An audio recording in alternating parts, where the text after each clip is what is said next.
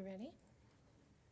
I hereby call this meeting to order. I'd like to thank tonight's presenters and everyone joining us in person and via live stream. Thank you for being here. Debbie Greco will lead us in the pledge. I pledge allegiance to the flag of the United States of America and to the republic for which it stands, one nation under God, indivisible, with liberty and justice for all. All of the board members are in attendance with the exception of Mr. Knopf, who is excused. There are a few additional addendum materials on the following topics: communications, Highland High architect conceptual design and contractor budget estimates, land exchange agreement. I would entertain a motion to approve the agenda with the addendum. Is there a motion? Hereby move that we accept the addendums as presented. Is there a second? I'll second. Any discussion? All in favor? Aye. Aye. Any opposed? The motion passed. Next on the agenda is the approval of minutes. I would entertain a motion to approve the April and May board meeting minutes as presented. Is there a motion? I hereby move that the board approve the following minutes as been presented. Is there a second? Second. Any discussion? All those in favor? Aye. Aye. Any opposed? The motion passed. Next on the agenda is the approval of the consent agenda, which includes authorizing payment of claims, approving the supplemental financial information, approving human resource activity, early graduation requests, and camp requests as presented. It would entertain a motion to approve the consent agenda.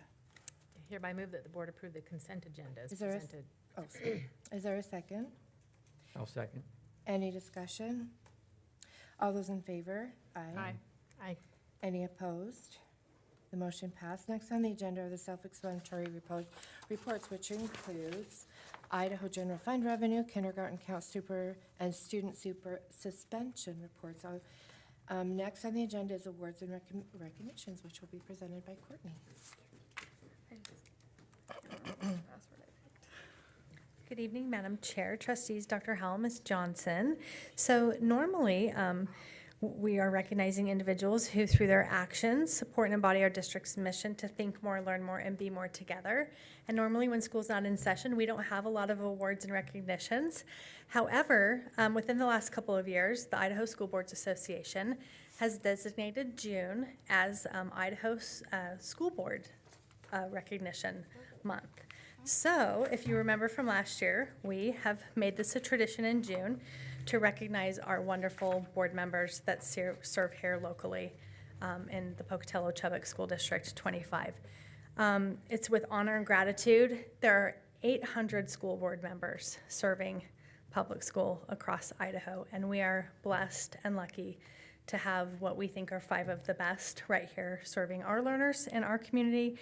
And collaborating with our district administration and our school administrations, and we appreciate everything you do, from school visits to school board meetings and all the special meetings and everything you do in between. We appreciate all that you do. So with you seated, it's a little bit awkward to present these awards to you, so I'm going to ask for a little bit of help so that we can do a proper recognition. So first up, we will have Deanna Judy. So I will have our board chair. Thank you so much.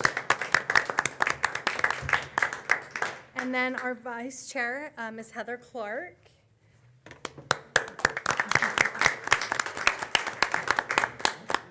Mr. Jim Facer, who is the most senior member of our, unseasoned member of our board. And then our newest member, Ms. Megan Furness. So thank you all for going above and beyond in your service. And then I've invited our cabinet members up here to go through and shake your hands, including me. So you go first, or I'll go first. There we go. Thank you so much for all your service. Thank you so much. Thank you so much for everything. Thank you so much. We're so happy to have you. Thank you. Did you get my email? Thank you so much. And again, thank you. Welcome aboard. Thank you. Thank you. Thanks. Thank you, Heather. And I hope that was a surprise and adds just a touch of joy to your days. And there's just a simple thought, a simple gesture in recognition of all you do. So that concludes our recognitions for this month. Thank you. Well, thank you. Thank you very much. Next on the agenda is a public written comment. Written comment was received and is included. Do we have any requests? I don't believe we do. Okay. No requests for comments, so the next on the agenda is reports. We'll start with Courtney Fisher with the Community and Communications Relations report. Okay, I'm back. I should have just stayed where I was. So I have a brief report, and it was in your addendum in your board packet this evening. Most of it's self-explanatory. I just wanted to walk through a couple things with you. On page 2, we had lots more streaming events within the last 28 days, and so I've included those for you, including the ratified negotiated agreement and all of the board candidate interviews and the negotiations. We did those in segments, so I believe there were 7 sessions of those negotiations, and we had an average of 96 views. They ranged anywhere from like 75 views to 150 or 175, I think was the highest per session. So I think lots of teachers and people really invested in that outcome. We're tuning in from home, and so I think that was a really great thing, and that was a new thing for us this year. So I wanted to draw your attention to that. Our top performing posts on page 3, our announcement of the selection of Megan Furness to fill the Zone 1 was our top performing post within the last 28 days. So that's kind of cool. There were definitely people interested in then following that process and the outcome there. And so there's a link to that media release for you as well. And then our summer food service program. This program serves so many families in our community. And so that being one of the top performing posts signifies to me, people are paying attention for that information when it comes, and it's really important. So that was the link to the menu, and there were quite a few, 869 clicks on that menu. So we know that was a useful piece of information for people. On page 4, we have the story highlights. I just wanted to, if you haven't had a chance to view all of the photos that were taken at graduation over those 4 different ceremonies, thanks to my team, Cami Chopsky, and we also partner with the Idaho State Journal and Kyle Riley. They took phenomenal pictures, and there are a ton of them. We do that as a service so that we can showcase graduation as the celebratory event that it is, but also provide just an extra for families if we happen to catch their graduate. So people seem to really love that, and we will continue that. We started that 2 years ago, I believe, and we will continue to do that year over year as our resources allow. On page 5, we have the headlines of interest, and also in your packet are links to all the media articles of interest, and not just the ones locally. This will be new for you, Megan, I believe. But we also include media stories from around the state, around the nation that pertain to education that you would be interested in as a board member, so you can peruse those. We provide those links to you as a courtesy. Chances are you've seen some of these articles throughout the month, but maybe just a refresher, and just having them all in one place is our goal. Summer is a quieter month for communications, but we're working behind the scenes to get everything prepared for back-to-school communications. Those will be ready to be posted next week, so that they're ready to go right after the 4th of July holiday is when people are really starting to think of back to school. And so we want to make sure that information's available. We've also got some fun stories that we're working on. Pocatello High School just restored their Steinway piano. Oh, yeah. That has been at the school since the 1930s, so I've been working with Pokey to generate a story with pictures and a video of that process, so I'm pretty excited about that. It's on Dr. Howell's desk to review, and then we'll get that out later this week. So quieter month, but we try to highlight some really fun stories and get everything prepared for back to school. Awesome. And that concludes my report. Thank you. Thank you. Courtney. It is now time for the presentation of the proposed 2024-2025 revenue and expenditure budget, which will be presented by Jonathan, after which we'll have our public hearing. Good evening, board members. Thank you for your time. Just wanted to reiterate again, this budget hearing had been published in the paper, Idaho State Journal, about 10 days ago per Idaho statute, and it was also on our property tax notices along with the other districts this date and time. And so before I started, I just wanted to, I used the same format as previous years. This is a very high-level view. I will generate the budget manual, which will dive into all the different reiterations. For example, we have over 3,500 different accounts that we track the budget out from 36 funds. I even looked these up, 34 different programs, secondary, elementary, special ed, and so forth, 33 different employee groups, 55 different locations between the buildings and departments, and 63 different classes at the schools, sporting events, activities, and so forth. So there's a lot of different ways to carve up this budget, but we kind of looked at kind of a comparison model, and that's really the power of these budget reviews is comparison. However, the events of the last year, starting with Highland Fire, and then the great monies that we're getting from the school district, the school modernization fund, that additional monies have kind of changed our comparisons. And so that this first page of the budget is kind of a flow chart, if you will, of, again, the biggest one is, okay, how are we gonna pay for Highland? And if we could start at the bottom. So we created a new fund, 410. All the 400s are within the capital expenditures. And so the way that we're going to pay that is through different transfers. There won't be an exact revenue source straight into Fund 410 to pay for Highland, rather the transfer from these funds. Starting on the right, above that partial transfer is our capital improvement program or plant facility, Fund 420. Then going in the middle, again, the school district modernization facilities, or SDMF. I don't know if that acronym's gonna catch hold, I don't know. But again, that's a new fund, 436. So that way the state is gonna require, okay, we're giving you these several $1 million.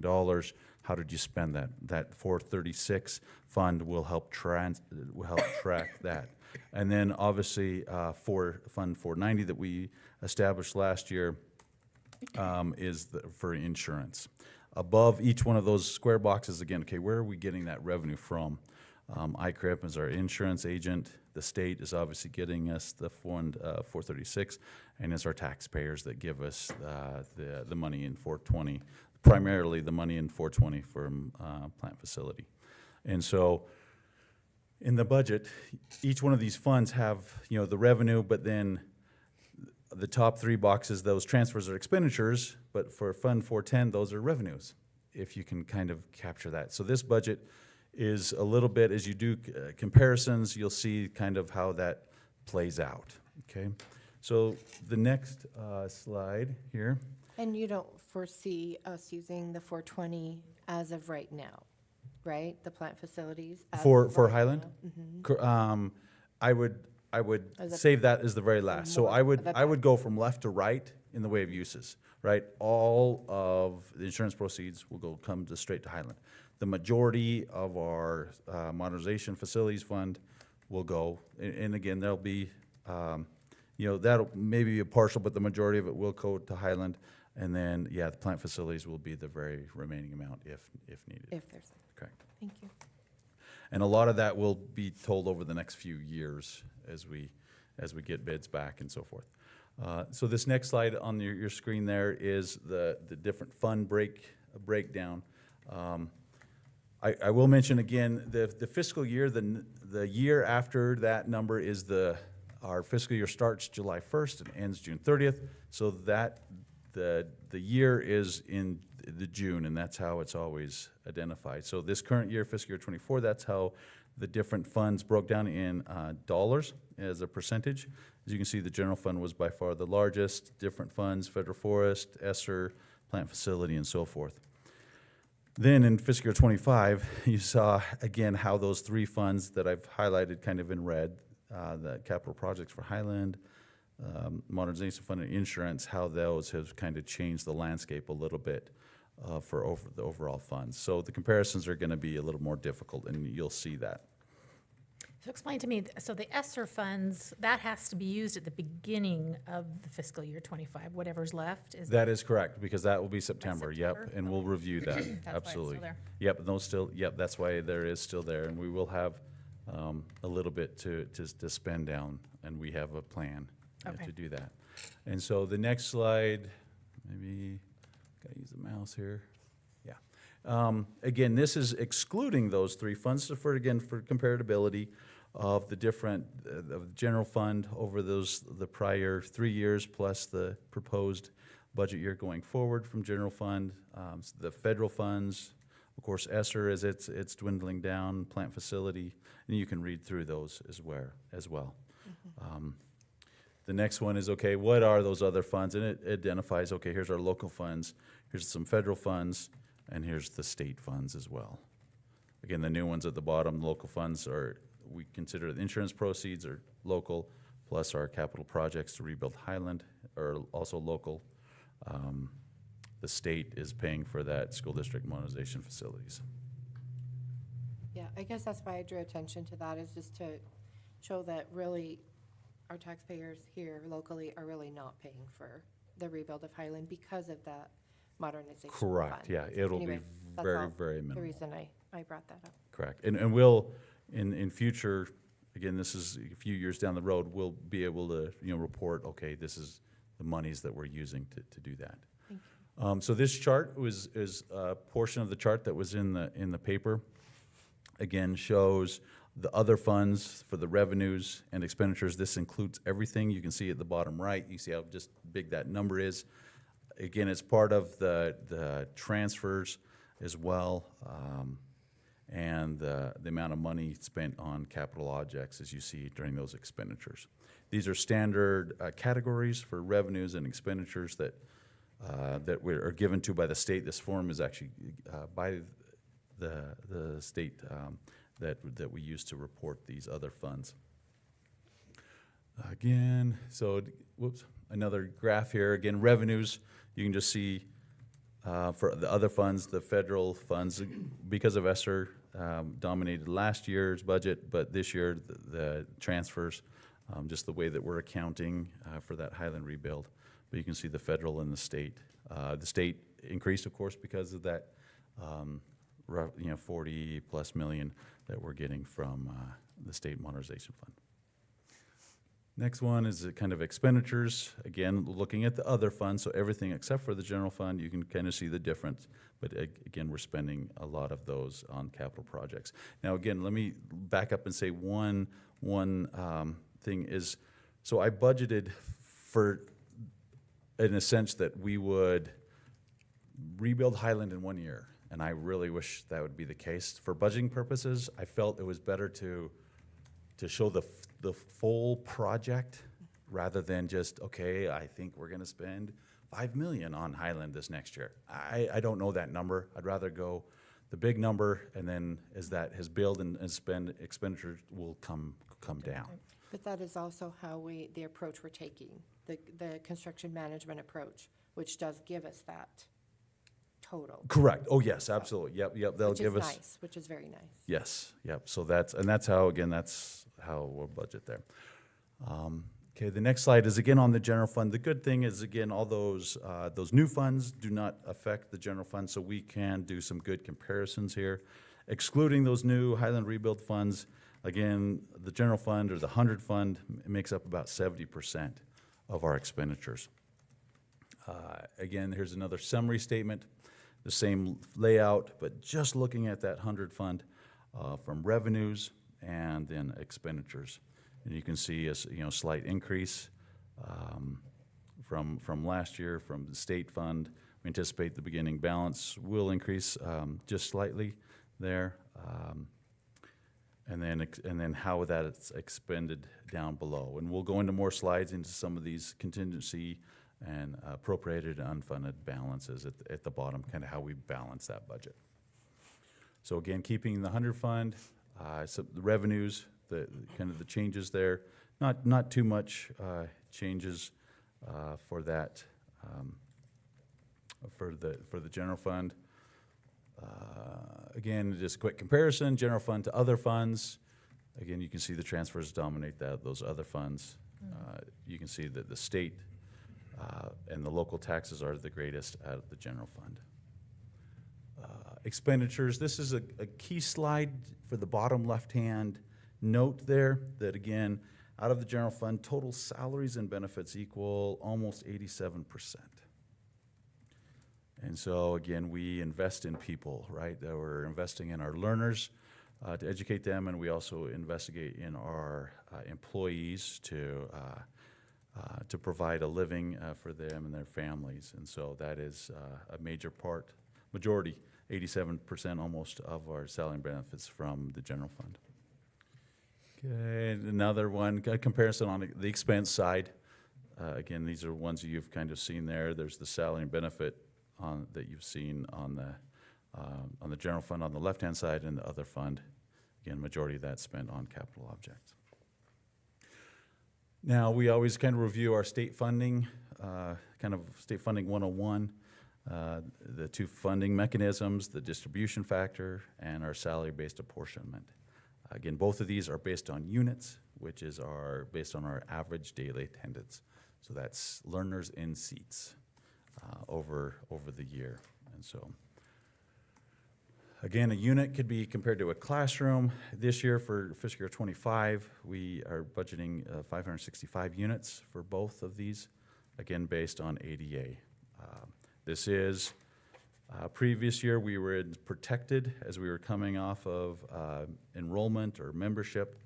And so without that protection, that we do not qualify for this coming year, we budgeted for about 14 fewer units this year than we did in the prior year.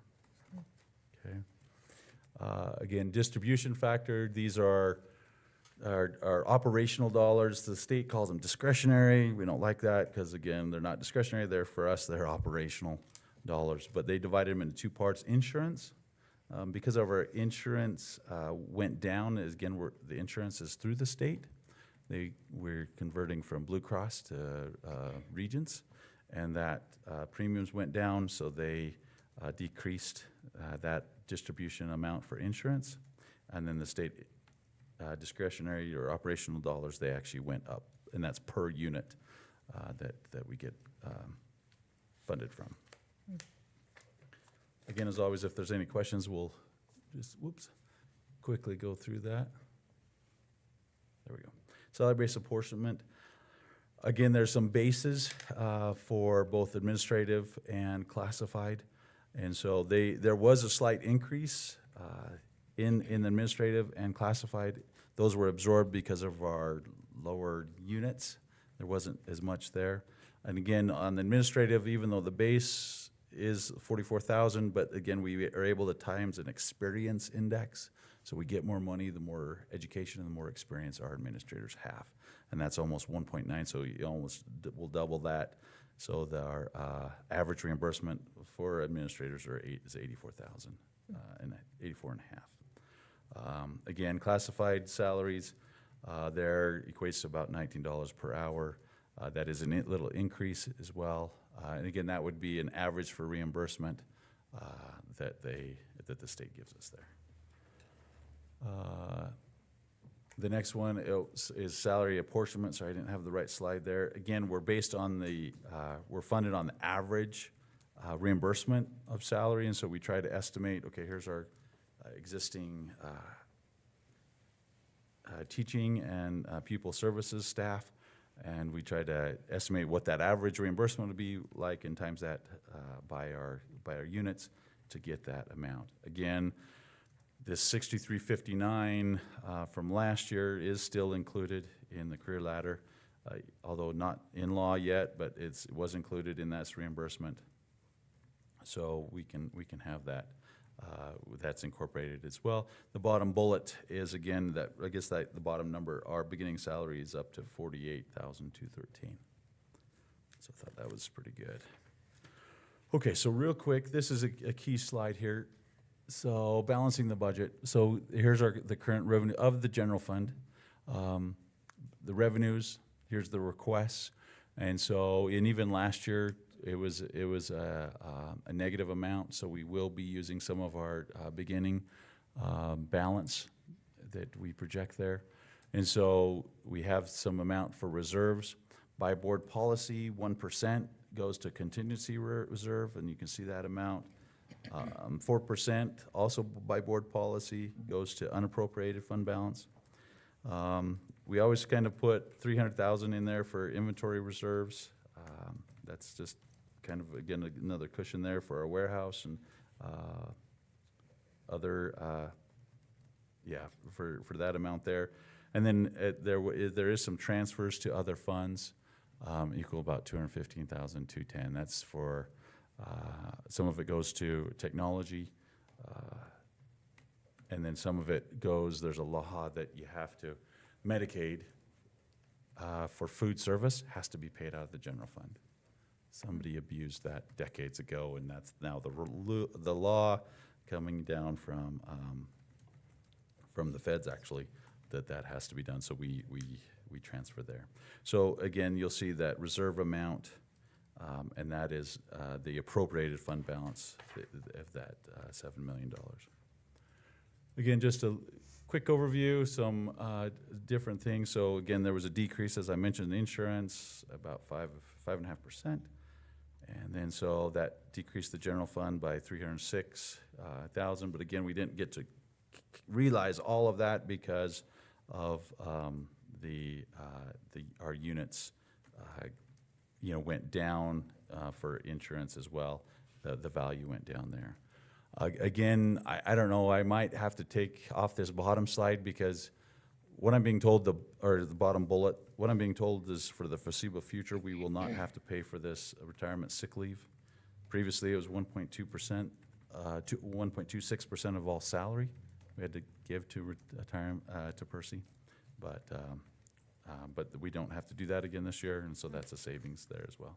Here's our ESSER page, this next one. Again, reviewing all the ESSER things, really the main bullet point is the bottom is that we'll deplete these ESSER funds at the very start of it, that all the funds must be obligated by the end of September of 2024. Is that a reimbursement fund? That is a reimbursement fund. Okay. Yes, we spend it and then we'll reimburse. So they're gonna come out and tell us that, okay, here's the date that we have to have all reimbursements in by, because they'll need time to process the reimbursement and so forth like that. Okay, so here's a good slide here. Reserves and supplemental levy. Again, by board policy, the 1%, the 4%, some designated reserves there. All the rest is in appropriated fund balance. And again, as in prior years, our supplemental levy has been critical in balancing this year's budget. That it totals about a little over 8% of this year's general fund is our, and I only got 2 more slides, so if you can hang with me, and then we'll ask any questions. So that's really, that's okay. But, well, please. Well, I was just going to refer to the 1% of the contingency reserve, because there's been a lot of questions, well, how much do you have in reserve? And it's right there, it's 1%. Correct. And then that's it's 4% at the unappropriated. unappropriated fund balance, So, correct. thank you. Yeah. This second to last slide, again, shows us the levy.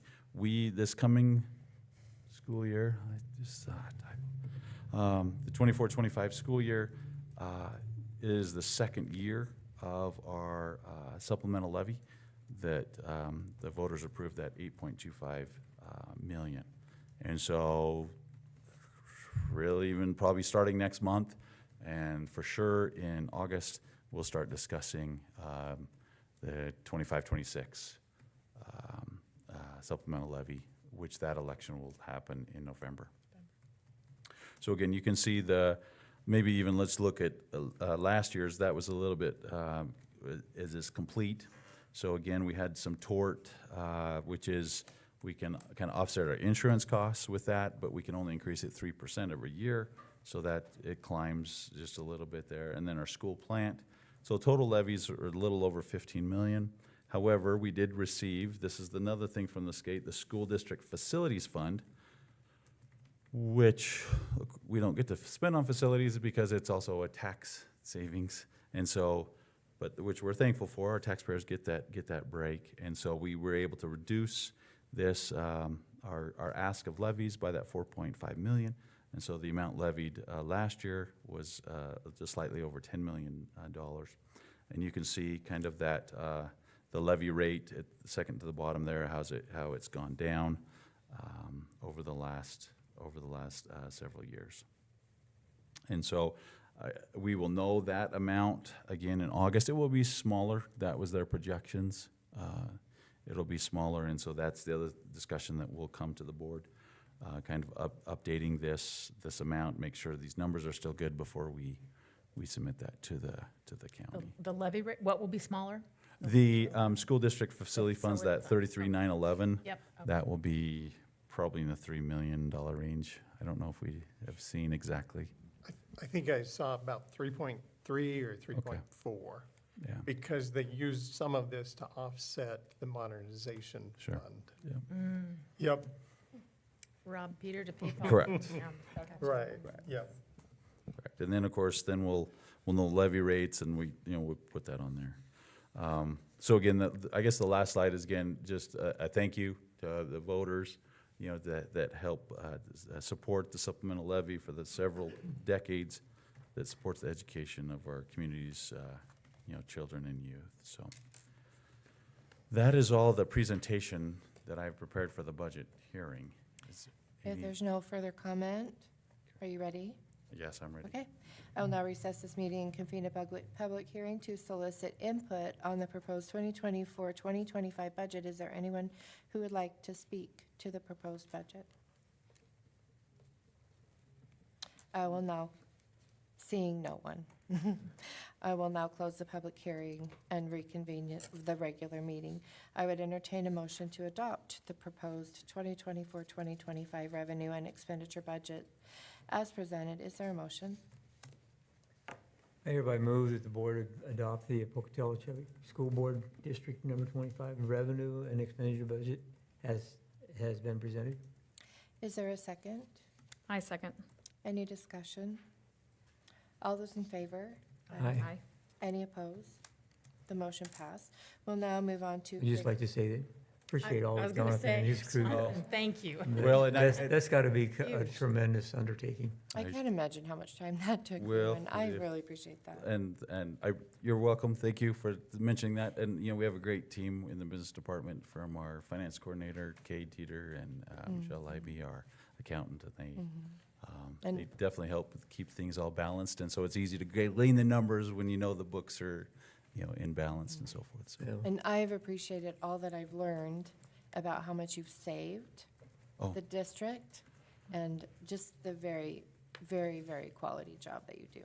Thank you. I really appreciate I just it. know you're a critical part of our district, so. I appreciate that too. And again, I'd be remiss if I didn't mention, Dr. Howell and the whole cabinet Sure. as well, because they're the ones that get my rough draft and, make sure it's a little bit polished there. So, thanks. Well, thank you. Thank you. We will now move on to curriculum and instruction technology, school safety, and athletics. We'll start with Amy Bowie, who will be reporting on the ISAT data. And you're not doing early career, are you? Yes. Okay, and early career mentoring. Good evening, Madam Chair, trustees, Dr. Howe, Ms. Johnson. Included in your packet is a presentation detailing the 2024 ISAT data. We're always eager to receive this data and to analyze it and compile it and get that feedback. As you know, these tests provide insight into what students are learning and how well they're progressing towards state, local, and individual goals. As we begin to dive deeper into the data, we can assess student learning and progress, identify areas.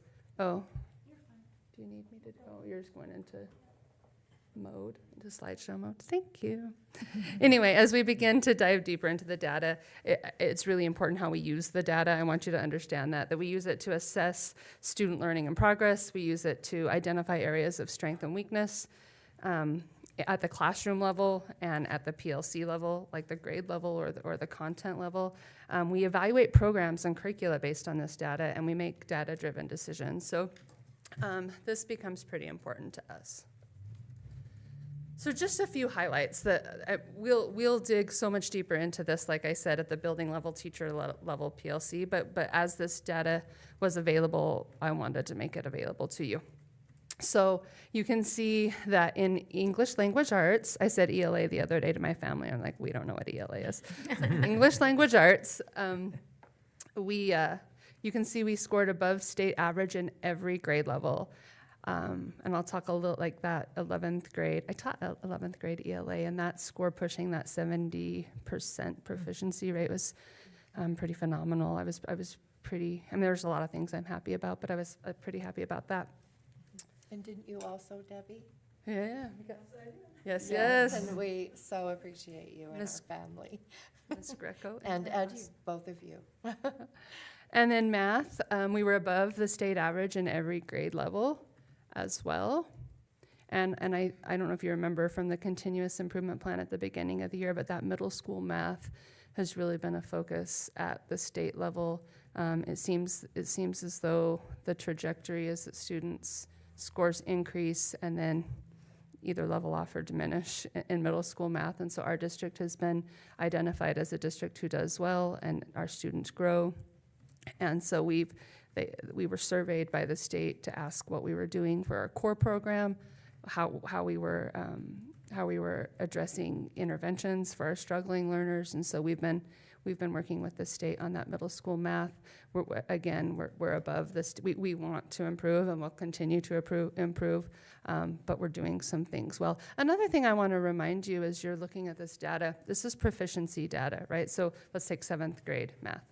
48% of the students are proficient. We want more students to be proficient.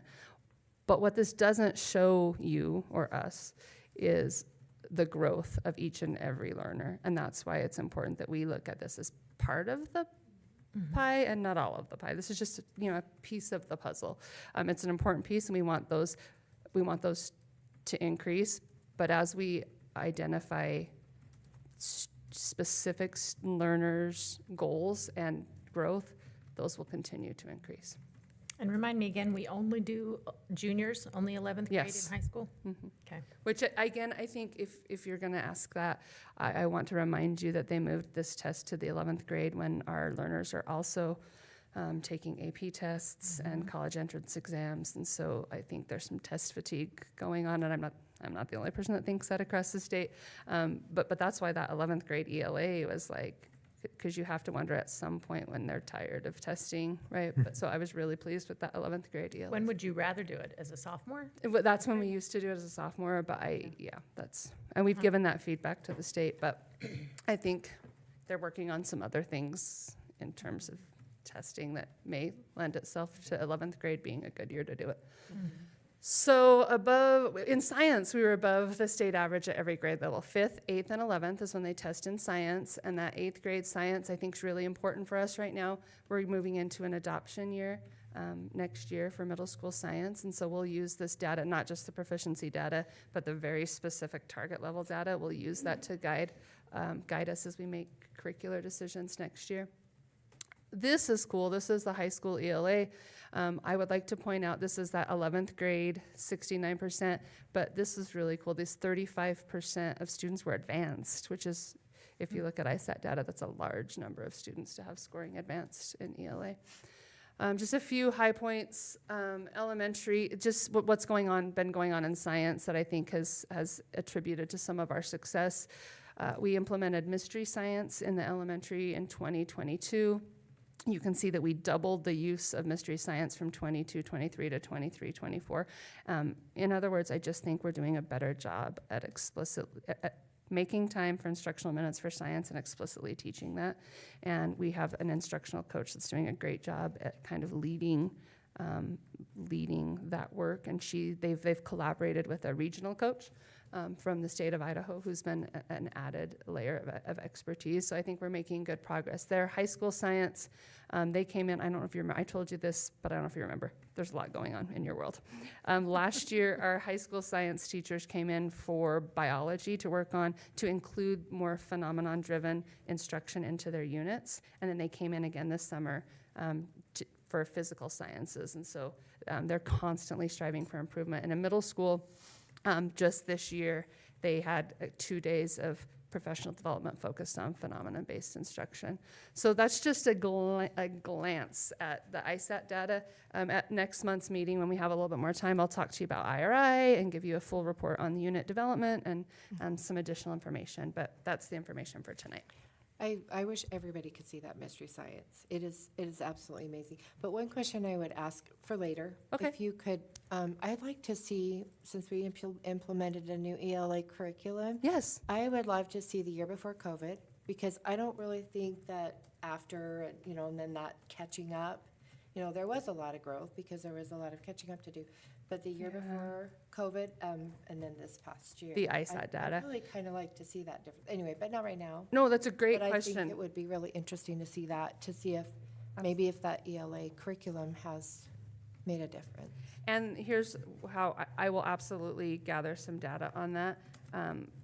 It can be, I want to warn you that it can be a little convoluted because of the blueprint. The ISAT blueprint went from a long blueprint to a short blueprint back to a long blueprint. But I think if we look at it in conjunction with the IRI, if we look at a more comprehensive, I think it would be worthwhile. So absolutely, I'll provide that at next month's meeting. Thank you. You bet. Okay, so I will invite oops, what did I do? Escape. And I need to go back to my eye doctor.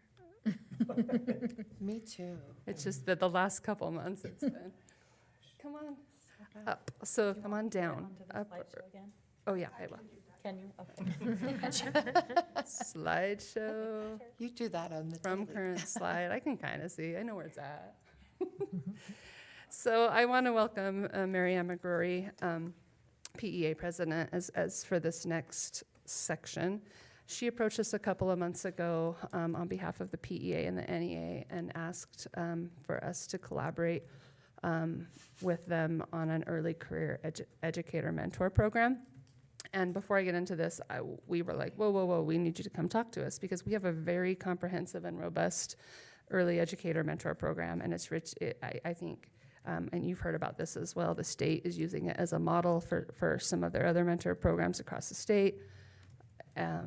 And I think a lot of our new teacher retention can be attributed to how successful this program is. So my first concern, our team's first concern was we don't want to smother or fire hose new teachers with so much mentoring that they, right? So we were like, let's talk about this. So she came in. So I just want you to know we've considered all of that. And a little background about the grant. It's an NEA grant through the Center of Teaching and Learning for $750,000 over 3 years. It was piloted in the Magic Valley, and they've had really positive things to say about that. They've had strong outcomes. You can go to the next slide. Thank you. So this is all in your packet, but it goes through their results. All but one of the mentees indicated their desire to continue in the program, which I think speaks volumes. And then that first bullet of the early career educators who were not yet certified, 7 passed their praxis and became certified because of our classes and study guides, and each of them was reimbursed for their praxis exams. Now that bullet point, that was probably my selling point, because I think I really am confident and proud of our mentor program. We can't do everything in the first 3 years, and we don't focus on the praxis and paying for the praxis. So that was a point of a selling point for me in this conversation. The final bullet, in districts where the administrators were knowledgeable and supportive of their mentor programs, mentees were more successful. Okay, next slide. Those classes on the praxis are so nice. It's so much nicer than using a study book. Right, I would love that, right. or So- would have loved that. Yeah. You can go to the next So slide. as a non-teacher, how much is a praxis? And this is for your certification That's the test you take to Yes, pass. exactly. And how much are those typically? I mean, what Are they what is them? $100? I'm so old, I didn't I have don't to. remember They either. they change. I'll Oh, look it up really 150 quick. per, I want to say around. 150? Yeah. That's what I For think. I should each know, I said. test. But For the- each test, and some of them have 'cause there's multiple math, tests. science, Elementary LBLA, teachers Yeah. have multiple. Social studies, Science, and then, exactly. and then all your extra Okay. above and beyond that. Yeah, Yeah. right. English. adds up. So in our district, I guess if you're gonna ask about the praxis, if they come in certified through their college program, they've already passed their praxis exam. So it's for alternate route teachers or like for a secondary teacher who thought they would teach science and then decided to teach math, so they want to add an endorsement, they have to take another praxis. So for those teachers in their first years, especially alternate route, this was ideal. And our alternate route teachers have a lot on their plate. So this says what we'll do. That's not us. This is the Center of Teacher of Learning and the NEA and the That's PD. me. This is, yeah, what That's us. she'll do. Okay, so they'll enter into an agreement with veteran teachers who have proven themselves excellent educators. They'll provide 2-day trainings. They'll require mentors to observe at least twice in the fall and twice in the spring.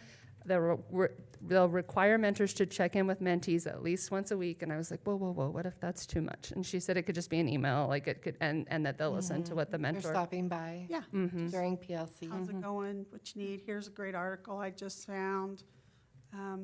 That's so nice for everybody to agree to that. That's more work. Yeah. It's very nice. Where possible, they'll match the grade level between mentor and mentee. They'll require mentors to agree that while providing services, the mentor will comply with policy standards. You can go to the next slide. They'll monitor the progress of the mentor and mentees and make course corrections if necessary. The mentor will not interact in discipline. They'll provide additional professional development for praxis like we talked about. They'll provide classes for mentees with compensation for their time, and they'll pay mentors for their work and reimburse their travel. And here's our end of the bargain.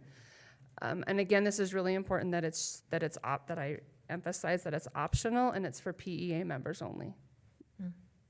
So that they will opt in, they'll opt into the program and will allow mentors to access buildings during regular business hours. We'll recognize the mentors not to be used for evaluative purposes, which is nice for the teacher. It creates a safe relationship. We do that in our own mentor program as well. They won't interact in discipline. We'll sign the memorandum of understanding, and we'll provide the Center of Teaching and Learning with feedback. And so we would ask that the board would approve the memo of understanding as presented as an action item tonight. So I do have one question. So if this program is for members of the association, the other program would be for those that are not? Yeah. And is there any reason why someone wouldn't do both? Or is one So or the other? I'm really glad you asked that question. The other program, our current program that we've had in place is for everybody, no matter what. It's part of Sure. our onboarding process. It's the way we onboard our teachers. We train them on curriculum. We train them on classroom management. We train them on instructional strategies. We provide them a mentor to help support them. We have instructional coaches that add an additional layer of mentoring. Everybody's going to get that. In addition to that, if a PEA member, new teacher, would like extra support and maybe support with the specific support with the praxis and financing the praxis, then they could also sign up for this additional. So that's a good question. Another difference is that our program goes through years 1 through 5. So we'll take teachers who are in their first 5 years of teaching, and then it is my goal to maybe extend that a little bit to teachers who may be changing levels or subjects. I know of a high school teacher who's going to next year teach 5th grade. May not be within their first 5 years of teaching, but that's a big shift. Right. And that would be another avenue that we could explore once we get this program more established. Additionally, our mentors, right now what I'm looking at for our mentors would be retired educators. So we won't be taking any of their mentors That was part of the from deal. their program Gotcha, as yeah. well. Oh, I didn't realize that. So Amy, since it doesn't, it's not offered to all teachers. What are your thoughts about that? I mean, does that still seem like? We thought Very about it, positive. especially because it just seems, we're thinking of it as supplemental and enhancing for some teachers who wanted to. I mean, we feel pretty Okay. confident about our baseline of mentor support we provide for our teachers, and this is additional support. So we felt good about it, but we thought about it. I mean, it wasn't just me, it was me and Kathy Lewis, our curriculum coordinator, and our instructional coaches, and we met all together and we looked at it from every angle. And your program, the district's program is mandatory. Mandatory years 1 through 3. We're starting this coming year, we're going to make third year optional.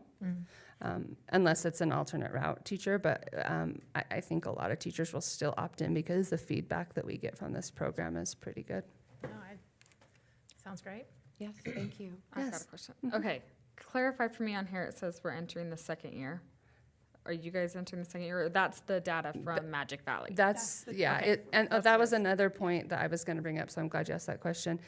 This is funded through a grant, and we don't know how long that grant, but for now, there's a grant, and for now, they're asking Pocatello District, they're giving us the opportunity, so we'll make use of it while we have access to the funds. And projecting, like, how many teachers do you think would probably, like, what are you looking at? I have had 3 people already reach out to me and ask to be part of it.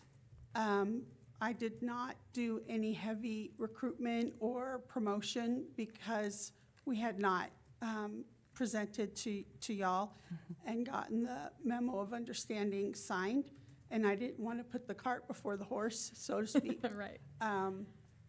So right now, I have 3 confirmed, people who are like, yes, and they're, all 3 are second-year teachers. And one of them, the praxis was a real draw. The other part that was very,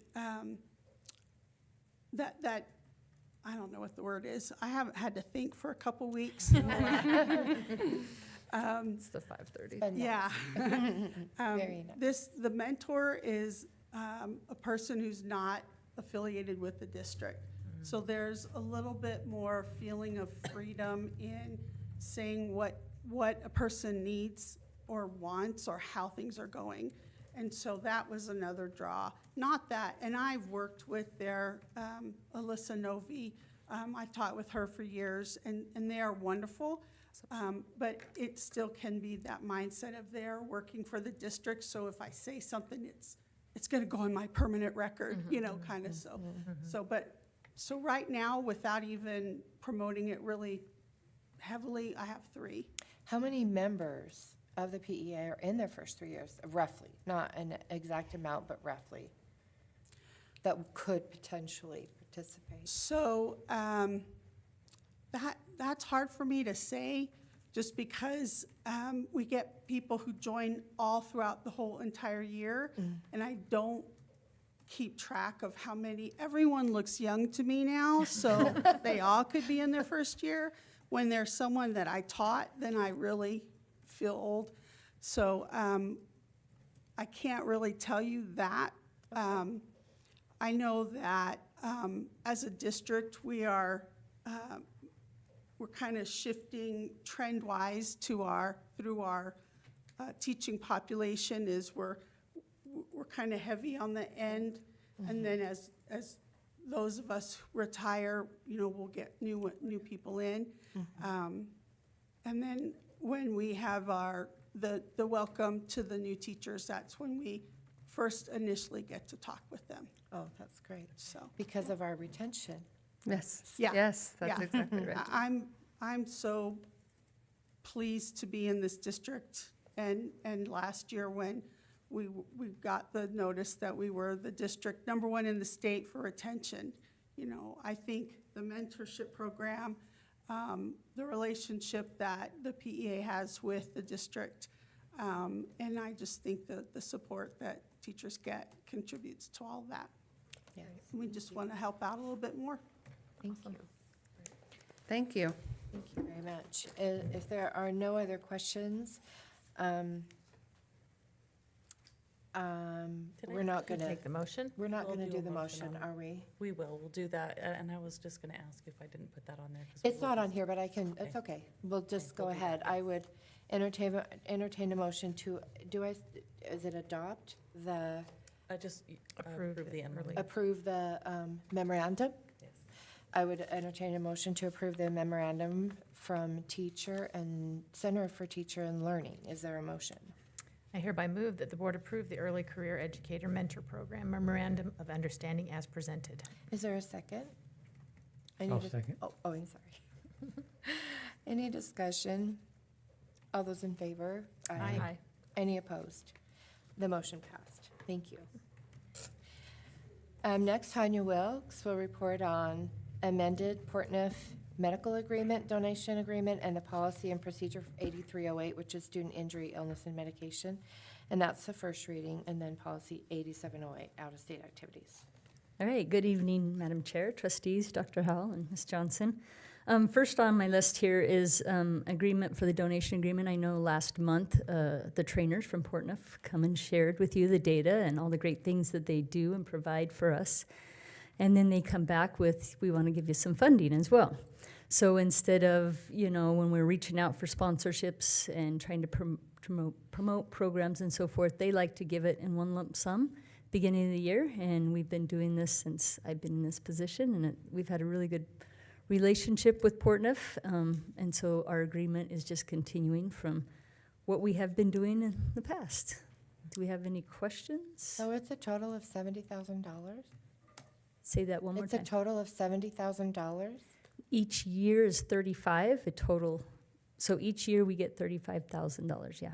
Okay, so it just says, They Two had combined the additional. two because we didn't have that in the agreement. I mean, this is a continuation from last year. So we got 35 at the beginning of this school year, and then in August, we'll get another 35, September 1st. okay. And we split those through the 3 high schools. And so I have them report how they spent that, and they really do try to spread that throughout all the curriculums and activities and make sure band and everybody's supported in that. That's great.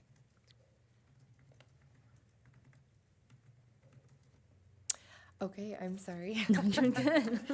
I would entertain a motion to adopt, well, I was gonna say, if you want to. I was get gonna through say, I some of think, stuff I think and you then can go ahead and motions. present all 3. Okay.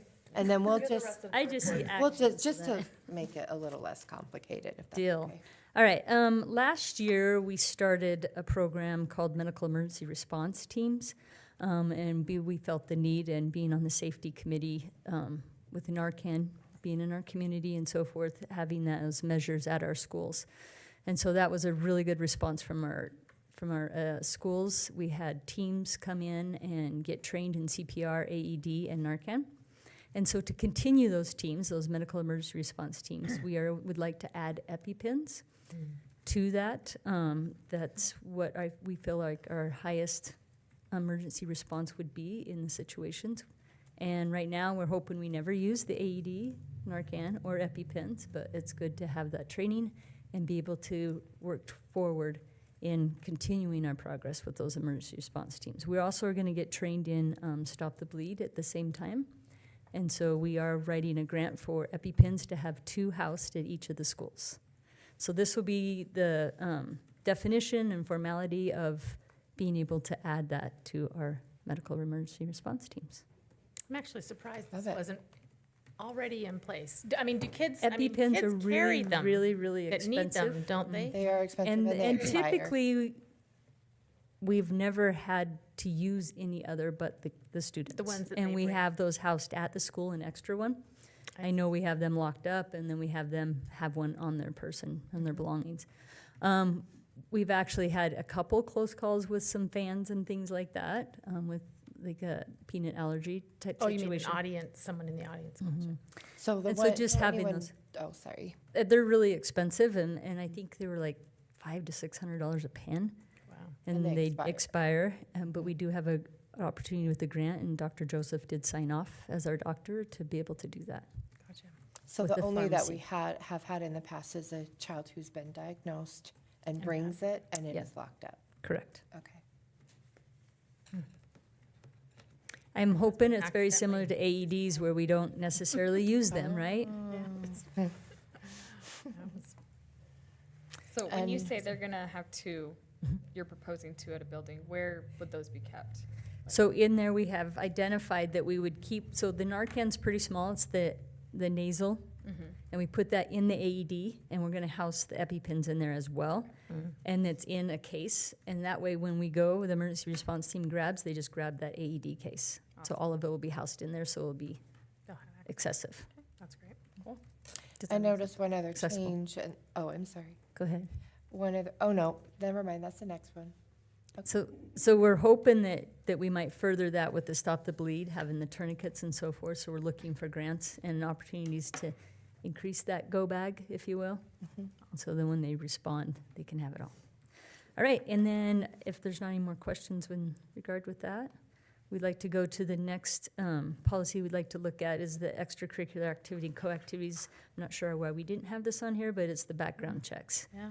So thought all that was chaperones who are not employed by the school district shall be required to complete that background check, especially if they go maybe- out of state I will overnight. just clarify that we did have guidelines and protocol that were never formalized in board policy. Okay. So that was part of our application, that was part of our onboarding, so we did do that. It just was not ever stated in Oh, policy. yeah, We're because I making had sure to have it's background checks stated.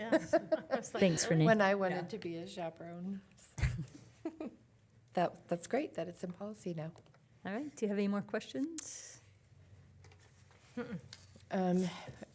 I would entertain a motion to to approve the amended Portneuf Medical Donation Agreement as presented. Is there a motion? I hereby move that the board approve the amended Fort Worth Medical Center donation agreement as presented. Is there a second? Second. Any discussion? All those in favor? Aye. Aye. Aye. Any opposed? The motion passed. I would entertain a motion to hear on first reading policy 8308, student injuries, illnesses, medication, and policy 8706, out-of-state activities involving overnight travel. Is there a motion? I hereby move that the board hear on first reading policy 8308, student injuries, illnesses, and medications as presented, and policy 8706, out-of-state activities involving overnight travel as presented. Is there a second? I second. Any discussion? All those in favor? Aye. Any opposed? Oh, aye. I am in favor. And does any opposed? The motion passed. The next topic is business operations, which will be presented by Jonathan. He'll report on 4 things. First, Highland High School, architectural conceptual design, etc., PV Tech, Skyward, the development agreement between the City of Pocatello and Chubbuck School District 25, and the land exchange agreement with Mountain States Property.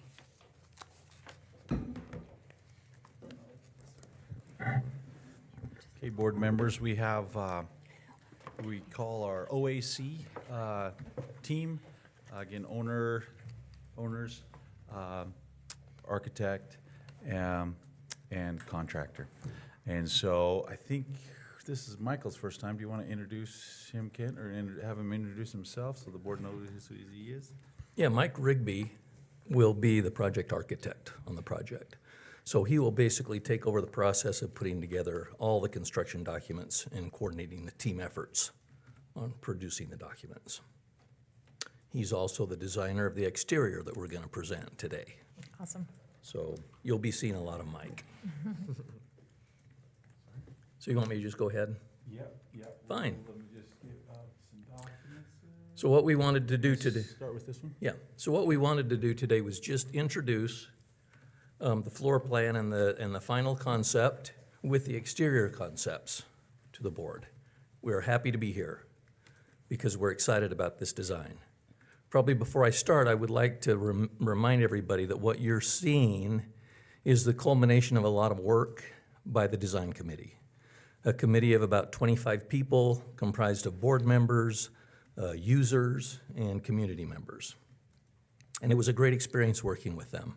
And I think we came up with a really good solution that was a hard nut to crack because of the constrained site that you're on, tying to an existing building, the budget. As far as the budget is concerned, a lot of times when you go through this programming process, sometimes you end up with so many requests and so many asks that you exceed the budget. I think we responded to all of the requests by the committee, and we ended up coming in probably only 300 square feet over the original estimate, and that's a tight result. Yeah. I haven't seen that very often in my career. So kudos and thanks to the committee that helped us get to where we are.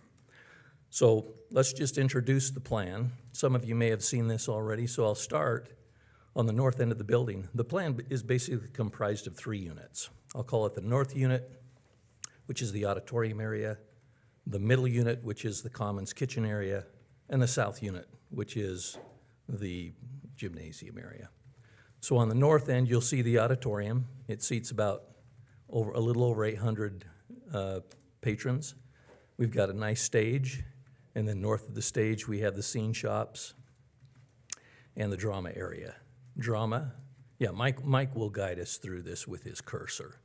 The drama area has the requested dressing areas and restrooms. As you continue down the back hall, you end up in the band room. And then to the south of that is choral area room and the orchestra room, orchestra and choral. And all of those rooms are surrounded by support spaces, storage areas, practice spaces, all of which respond to the program and the requests that came up in the program. And we're really happy with the way that area laid out. A little south of the auditorium, you'll see our restrooms. Those are the public restrooms. Those will be locked off and used only probably for performances. We have additional student restrooms for the space. And then Mike's cursor is in the commons area. What we really like about the commons area is it's a destination from the main corridor of the school. So kids are coming down the main corridor and they empty into this big, beautiful commons area, place where the kids can socialize and gather and have lunch. As you go down south, you'll see the lunch area. The lunch area, again, I've had my kitchen consultant look at it. He's happy with the layout. Obviously, this plan represents a concept that we'll need to massage, and when I get done, when Mike's done, I'll talk about the process going forward to get to construction documents for Shay. So that's the kitchen area. East of the commons and the kitchen area is a really nice plaza area that can be used for deliveries to the kitchen, but also for kids to hang out in good weather. Put your cursor on the stairs for just a second there, Mike. So the stairs are a really unique combination. We'll have some interior concepts that show what we're planning for those stairs. It's just not a stairway. It's what we call a collaboration stair, where kids can gather and just sit and eat lunch. Kids can have a impromptu discussion with staff. It's really a fun little space, both for the commons area and just kids in general.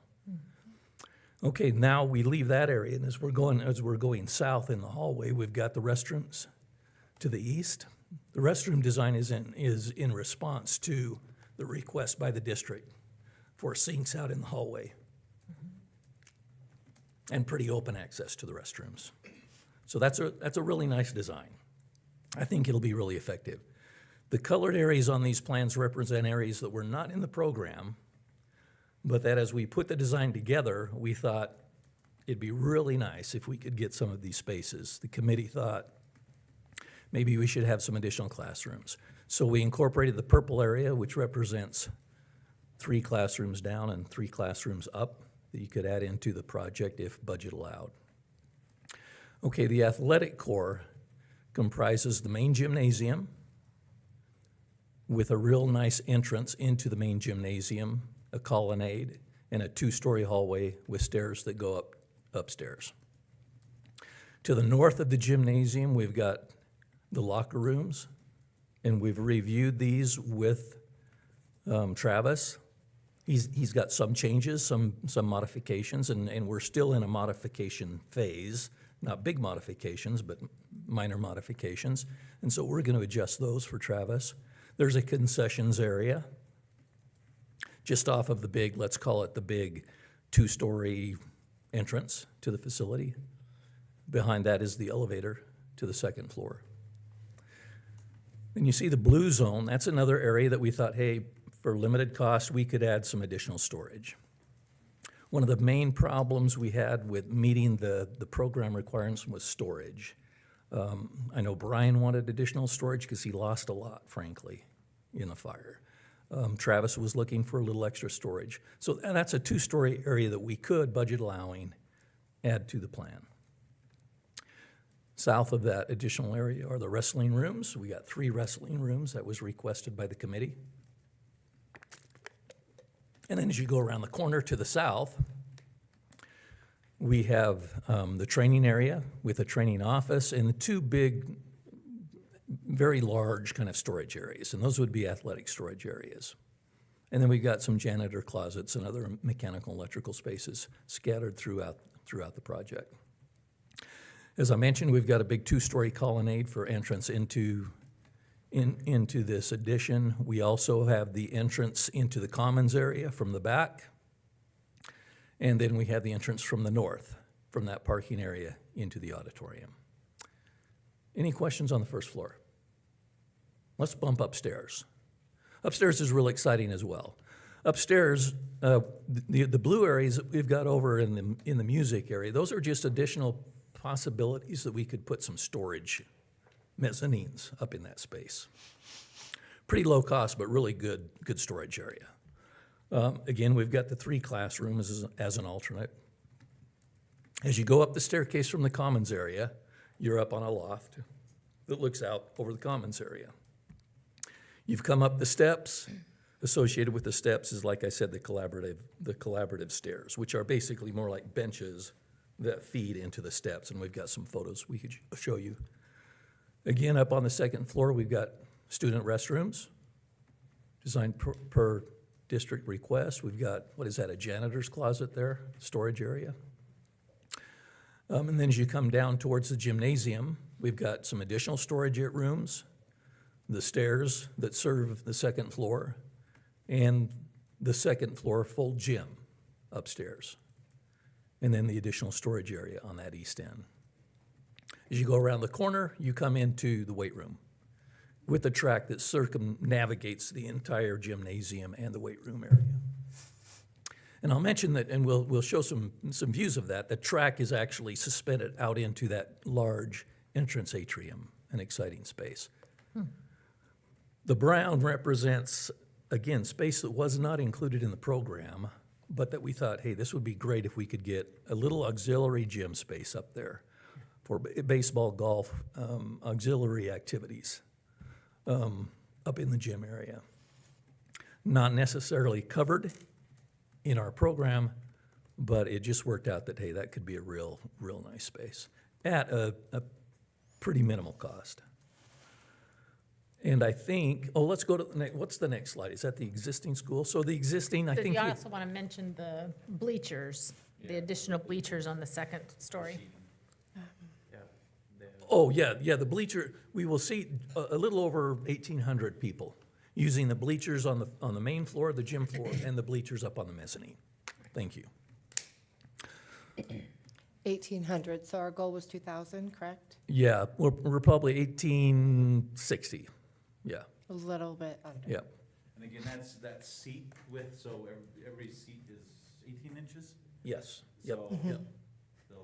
So we That's may about get what we more have at people. Highland, right? I mean, we should a be little, able to that's get about more what we have at Highland right now. Yeah, and actually, I think in our last committee meeting, Travis requested that we extend the bleachers on the south all the way to the wall. And so we picked up something there as well. We haven't done a count exactly yet, but it's gonna be 1,800 minimum. And we'll push that as far as we can. So let's go to the next slide if there's no questions. Now, you've seen this, nothing much has changed here. The pink areas, that will be those science rooms that we're gonna completely remodel into some nice 4 new science rooms. The red represents science areas. We're doing minor upgrades, new epoxy counters, new cabinets, a few minor things in those science rooms. The orange areas represent present science rooms that we're just gonna kind of rehab into classrooms, standard classrooms. And that includes the present drama area, and the 4 classrooms in the middle of the core. Now, the green areas, those green areas represent 2 additional classrooms that we talked about adding on the stage. The reason those are not orange is because in discussions with the committee was suggesting, well, if we do 6 new classrooms as part of the addition, do we really want to pay for 2 classrooms on the stage? And I think the committee also did not like the idea of adding more windowless classrooms. Right, windowless classrooms, plus the discussion was the money that we would put into those 2 classrooms, maybe we can put into the 6 new Would be classrooms. very similar Yeah. to new classrooms. Better investment of dollars. So that's why those are green. They're kind of still up in the air. And I think, Right to the right of existing Science 1 is the thought to wall off that exterior door that door, and change the orientation of that classroom door so that that's a storage room, or leave the orientation. we could, I mean, the plan now is just to leave it the way it is, budget allowing, we could make some modifications there. We'd have to make that an exterior door, though, because it is currently an interior door. Which one? I'm sorry. To the right of That door right existing there? Science 1. Yes, right, yep. Okay, Yep. okay. And then, To the entrance. yes, yep. What's our next slide? Well, this is just a slide that shows the footprint of where we're gonna place the addition. And then we'll be producing probably in the next couple of weeks a demolition plan to get the demolition started. And then I'm gonna have Mike kind of walk through the exterior design concept. It's not a final design, but it's the direction we're thinking. Right, and something the committee hasn't seen any of this. The committee has not seen that, yeah. So this isn't Yeah. something the committee has approved, come up with. So maybe before we get into that, let me just go through real quickly the process. What we'd like to do is get authorization to move forward with the final concept. So we can start working on construction documents. Mike can start working with mechanical, electrical, structural consultants, and we can move down that road. The alternates that I showed colored on the plans, which are maybe we can afford, maybe not, and there's different approaches we could use to get those into the plan, that could probably be a decision that we could get in 30 days. Because my team can move forward on stuff for the next 30 days. But probably 30 days out, we're gonna have to know, do we want to do that additional work or not? Or do we treat it as alternates? So that's probably the critical point. So and then what happens is Mike goes with his team. Let's say we've got 6 months to do this project, so we can hit our schedule. So he'll do 2 months to develop what's called a schematic design. Then we'll come back and we'll present it, a little more detail, a little more information. Then we do a design development package, again, drilling down to more detail and information, typically with the users, not the committee, but individual users. And Jonathan will probably be our key point of contact through that process. And then the last 2 months, we do construction documents. At the end of that, you've got your set of 300 drawings, a full book of specifications. We turn it over to Shay, and he builds it in several months. So, Maybe 3. so, Very respectful of you. so what I'm gonna do is turn it over to Mike, so Mike can kind of give you a view of our exterior direction. All right. Is this one working? Okay, mine's the fun stuff. This is exciting. Really happy to be here and share this with you. So as you can see here, this is a very. Hold on just a minute, Mike. We need to get readjusted here, so it'll be in your, there are Second 3 addendum. attachments in there? Yeah, I have So it, it'll be one of those 3. yeah. Okay. I think it's the Yeah, one that says and then it's slow renderings. pulling up. Yeah. So much memory. There, Okay. yeah. Let me know. But, yeah. Go ahead. You Okay. can go ahead. Yeah, we can probably look up there for a minute and then reference this when they come up. Okay, sounds good. Just to explain what we're looking at here, so this is an aerial view. You see the existing site, and then the existing school is in this lighter gray.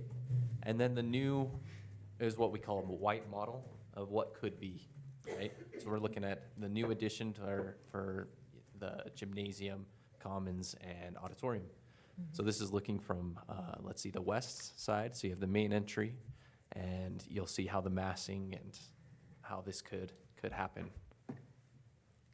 So moving in a little bit closer, this is looking at the south parking lot, and we get a look at that colonnade that leads you from that parking lot back to the gymnasium for events.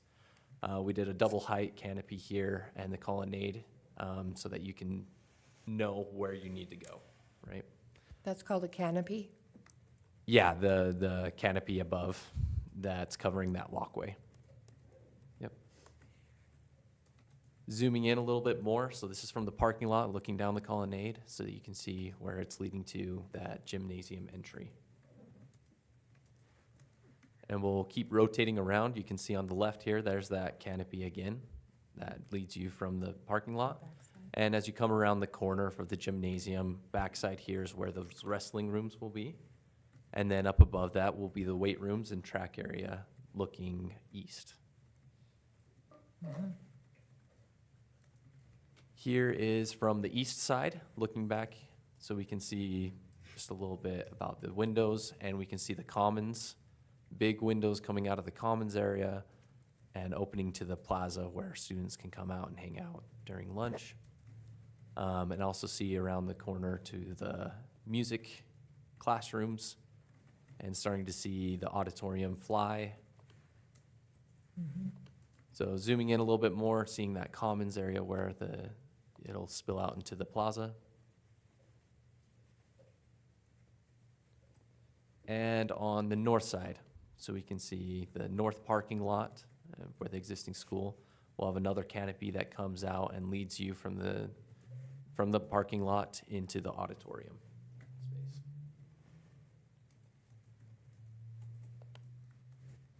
So we'll move inside. So this first image is for the entry to the gymnasium. So we have a little map here. So from the south side of the school, as you come in, this is upstairs. So there's a track level that circumvents around the gymnasium, and you're looking down the stairs to the double height entry. Outside is the canopy and colonnade.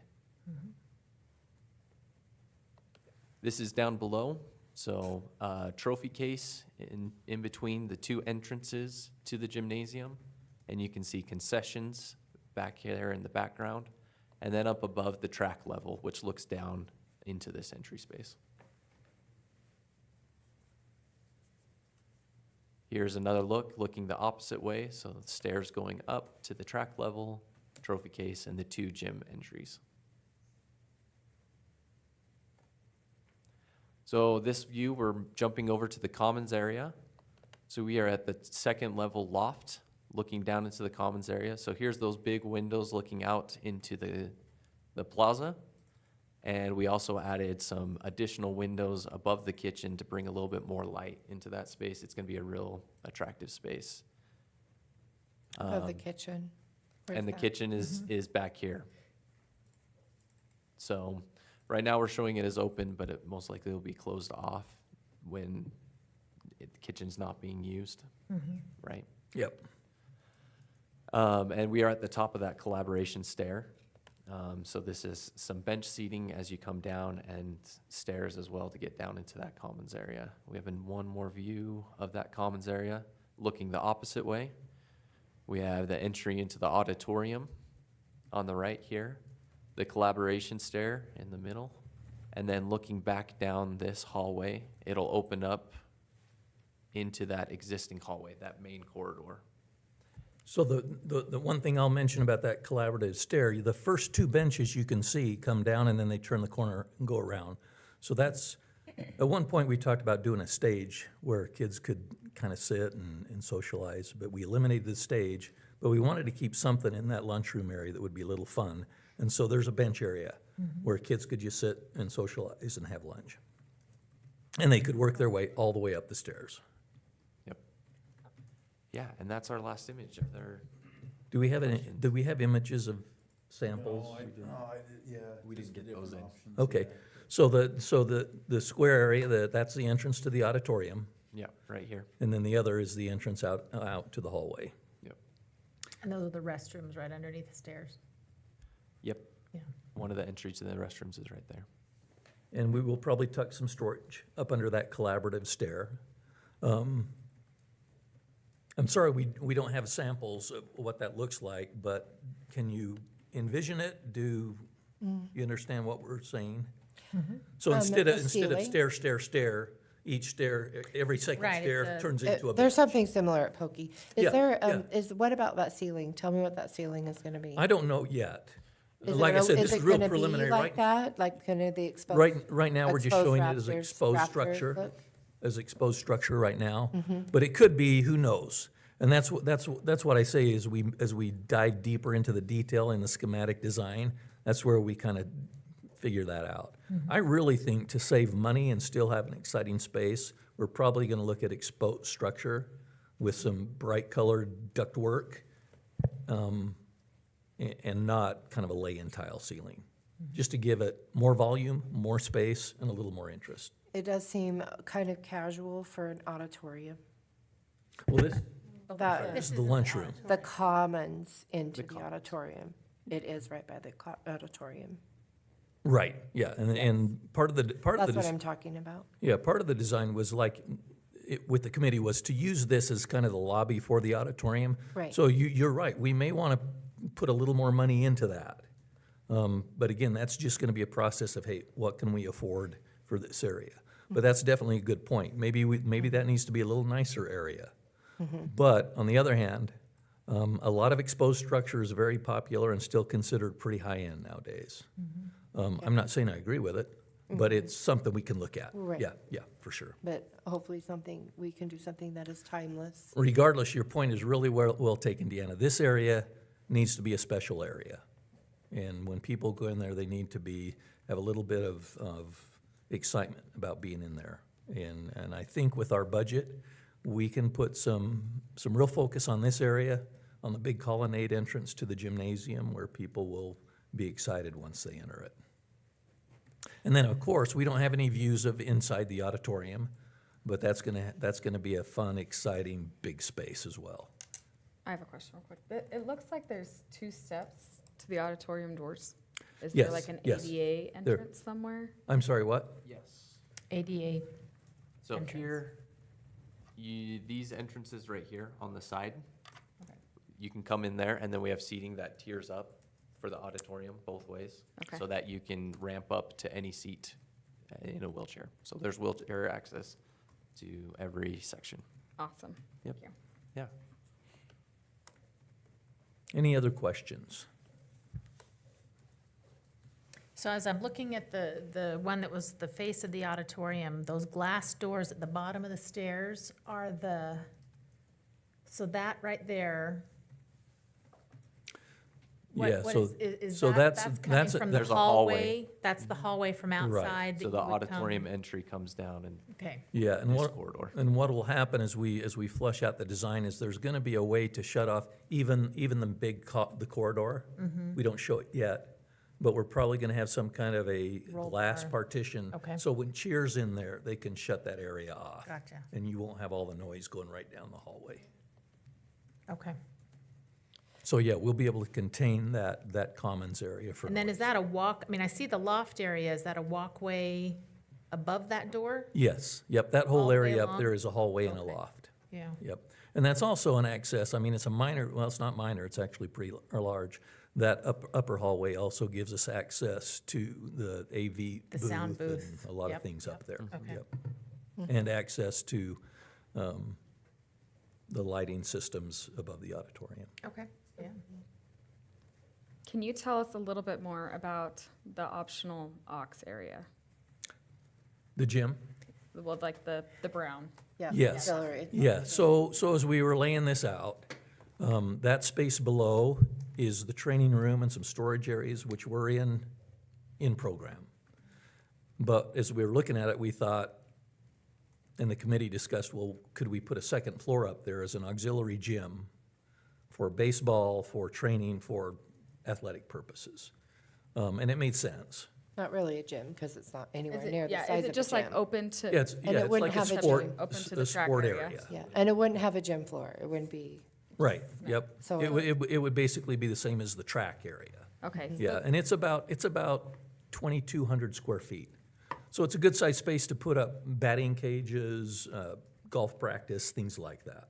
Okay, and then the track, how it wraps around the weight room, is the weight room enclosed from the track? Yes. Is that, Yeah, what we'll probably do is at the track, can we zoom, you see the little dots around the track? yes, That represents probably some kind of a mesh partition Okay. that'll still be see-through, but it will separate the track runners from anybody doing weights. So, Then yeah, you can that's a still real see good question. outside. Yep. The outside wall. A mesh, I don't understand what you mean by a mesh. Like a netting that just covers. Like a fence, a mesh fence. Yep. Okay, can I ask one more question? Yes, you can ask all the questions you want. Yeah, a- this is as all a brand new former- to all of us. You should probably ask a lot of questions. So, as a former PE teacher, I'm looking at this track, like, when am I gonna use it and feel like I'm safe to send my kids around and they're not gonna stop in some corner that I can't see them Mm-hmm. and do whatever it is kids do? So, You're running the track. No. yeah, but unless we're in a herd. So yeah, that conceptually, I'm just curious on why it's all walled up and you can't see. Does that make sense what I'm asking? Oh, you're talking, well, The designs that like we I s- looked at as a committee and other schools and stuff, it wasn't walled off. It was open to the weight room and open to the gym. Yeah, is that a So- structural thing? No. Design or? No, like I said, we will have some kind of a fencing between the weight room and the track. And then what happens between the rest of the upper gym area is still in design. It could be all windows. If people are concerned So about what- noise, for example, weight rooms are very noisy. So if the concern is, hey, we'd really like to collect some of that noise, then, for instance, that east wall could be a solid wall with windows. The other three might be wide open. But yeah, that's something that will probably come to a design concept in the schematic design. Yeah. Well, And I would but I love, think we need to give feedback so we know. I would love to have it open just to save money. Well, and I thought, at least in the other schools we went to, the track was the whole, you could, as you were running, you could see down into Yeah, the gym. yeah, and we could easily see- do Wasn't that. walled And at all. also the weight room, it was, in all the other schools, it was open. Yeah, we would love to do that because it would save money for sure. Yeah. Yep. Because one of the biggest priorities of the committee was windows in the weight room, meaning windows to the outside. Right, yeah, Not windows to something else, but yeah. windows to the Mike has a outside. lot of windows in that upstairs looking out. So to the outside, it would have Yep. to be open. Yeah, yep. Across the It would, even though it's kind of at the back end of the building, it will still get a lot of daylight.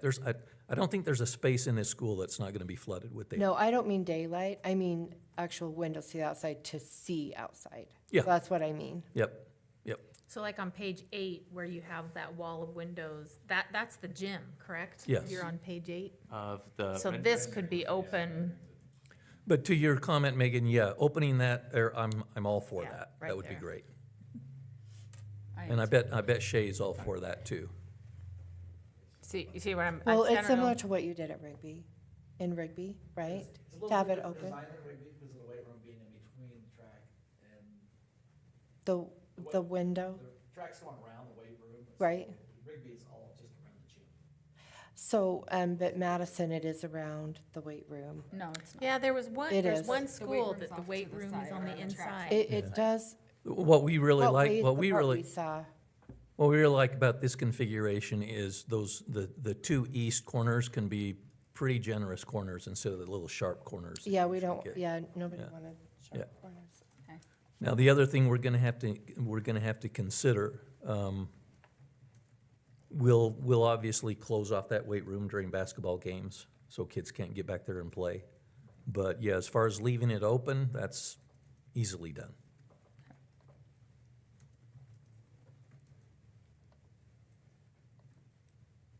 Any other questions? So on slide 6, I do have to say I am still disappointed that the commons is there because that's a space that we'll have to pay for, landscaping, and it really doesn't go anywhere. The kids can't go out that door because it's a driveway. If I understand you correctly, you're going to make that an additional exit from the parking lot. That's not decided Behind yet, the but building. it'll definitely have to be a fire lane. A fire lane, Yeah, right. yeah, And right outside that is the retaining wall and privacy fence of the baseball. So it Right. doesn't really lead to anywhere. So about this design, that still bothers me. And to have to pay for a space that, if the commons was on the other side, it would tie into the commons, one commons. Yeah. So that, I will say that still bothers me about this. Where are you saying you would see the other, where else? Go to the slide that shows that commons area. The render? Yeah, right. Go back. This one? No, the Or the exterior. outside? Yeah, the exterior. Sorry. So this is the area you're talking about, right? Right. Yeah. I don't know, Deanna, I understand your concerns, but it's not gonna be much different from what you see. It's gonna be a nice place for the kids to go. Right. Now, they're not Exactly. gonna be able to continue on to any It's not a destination. place where the public will see it, and it's expensive because it's got the double window, the 2-story windows. But it isn't a place that's a curb appeal or anything like that, because nobody will see that because it's on the back of the Yeah. building. There's no parking Yeah. and there's no entrances. My secondary concern is curb appeal. My I main don't concern. mean, I don't mean my first Yeah. word is curb appeal. I just mean it's a lot of money to Right, spend on yeah, the it is, backside. it is. My biggest concern is always the educational experience. I really think that's gonna be a place, not where kids can go to get to another destination, but the plaza can be a destination. Mm-hmm. And our goal will be to do it in a nice fashion, but as inexpensively as we can. With Of course. with concrete and some shade Yes, trees. of course, and I'm not saying spending more money, Yeah, just to be yeah, clear. yeah. I'm not, that's what I'm Yeah, concerned I about. anticipate not spending. concrete and some trees and maybe some benches in there. I mean, I see it as an extension of the lunchroom common area. Kids are gonna, when the weather's nice, they're gonna go out there during the day, during lunch. Yeah, I Yeah, think that's they. not really what I was referring Yeah. to. Oh, I was okay. referring to, it's not something that would be, it's not a thoroughfare for kids to be able to use, like coming in and out, and, kind of a space Right. where there's, it's collaborative, because that's not traffic. There's no traffic. There's no kids entering and exiting in that back. They would exit if they want to sit on a bench. Right, But you're- there's no in and out. Yeah, it's not over there. it's not a circulation zone, it's a destination zone. that's what I mean. You're right, yep. Yeah, that's what I mean. So, And I think you have access to these images, right? So- just today, yeah. Yeah, so we'd be happy to entertain any questions going forward. But again, I'd just like to emphasize, I think the committee came up with a really good solution. I mean, there was a lot of committee iterations. I mean, the committee, every room, door positions, where the practice rooms were, where the, Yeah. Yeah, they where- haven't, the committee hasn't was a- seen this yet. and They've so seen the this- plan, well, not all the plan, yeah, this No, is no. pretty new for them. They haven't seen Right, we any of the haven't- nobody exterior has seen it. designs. right, Yep. right, they have not seen Yep. the exterior, Yep, yep. correct. I think, when we put the design together, we addressed just about everything in that program, and then a little bit. So, yeah, my request would be that, just based on the concept, we get authorization to move forward. I'm just not comfortable with going beyond 6 months to try and get my team to produce this. No. Right. I That- would also talk about slide 2. When Highland was built in the 60s, and when I went there, Uh-huh, that is what that commons area looked like. It had the overhang outdoor. Uh-huh. You went outside to go to classes, and you California had that design. overhang. right. And so that's what that reminds me of. And so because it looks like that, it looks like, something that, I was hoping for something a little bit more, a newer look, and maybe a different look. And I know this is all in the design stage, we can all share our opinions, and nobody's seen this yet. Right. Nobody's decided on this yet, nobody's had input on this yet, and so we're in the stage where it's free to make any changes. It doesn't cost any more to make any changes. So I would suggest that we change that, the way that exterior looks. I'm the budget and schedule guy. We are hitting the point where decisions aren't made.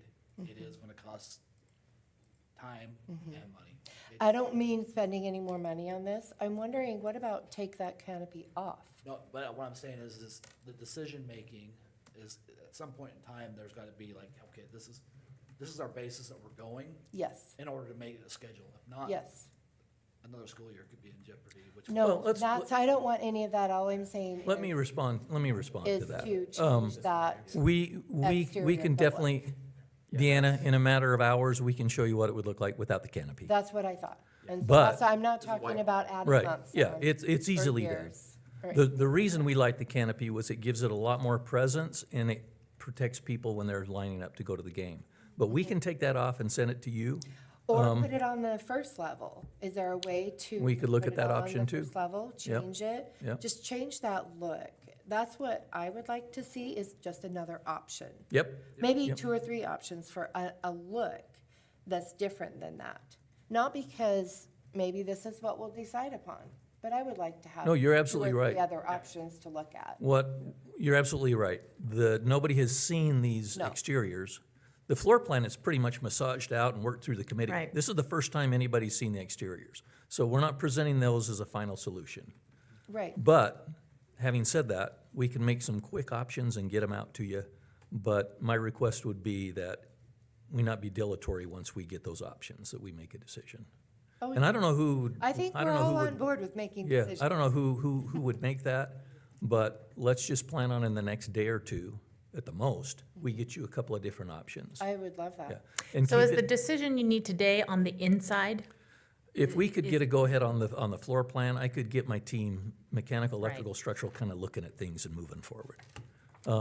And keep in mind, we'll be working and massaging on the exteriors. Right. That'll be quite a process, because all we've got now is a white model. Right. Right. So let us send you some quick options, and the board can take a look at that and see what you think. I would love that. And if Thank you I eliminate the appreciate that. canopy, Shay And will just be a happy. different- just something different. Maybe we do want a second floor canopy. Yeah, That just yeah. looks different than We that. can send you up an option without the canopy, with a second floor. Or with a and then different this. canopy. Yeah, That doesn't look like Old Highland. yeah. I'm just saying, just some options, so. we can Mi- see. I'm the only one who went to Highland. when it Mike's a looked like genius. that. He could come up Here, with some except for Doug options. and Amy. No, Amy, you didn't go to Highland, just your kids. Yes, you did, okay. Yes, I knew that. You went with my sister. Okay, yeah, so you know what I'm talking about. Yep. So how quick can we do that, Mike? So, I have options another already question I have. He already I have has. 3 options already pulled up. Oh, wonderful. So- There we go. Yeah. No time. Yeah. Okay. Another thing I was wondering about is the auditorium bathrooms. Uh-huh. I know Pocatello High School doesn't have super adequate bathrooms, but they do share auditorium and gym. They do share bathrooms. Oh, do they? What I'm wondering is if we could take those bathrooms out to save money, either add square footage to the commons or just take them out and share those bathrooms and maybe make them a little bit bigger. to You're talking share. about eliminating the auditorium restrooms? Exactly, because it's a lot of money to have bathrooms that are locked. I would defer on that.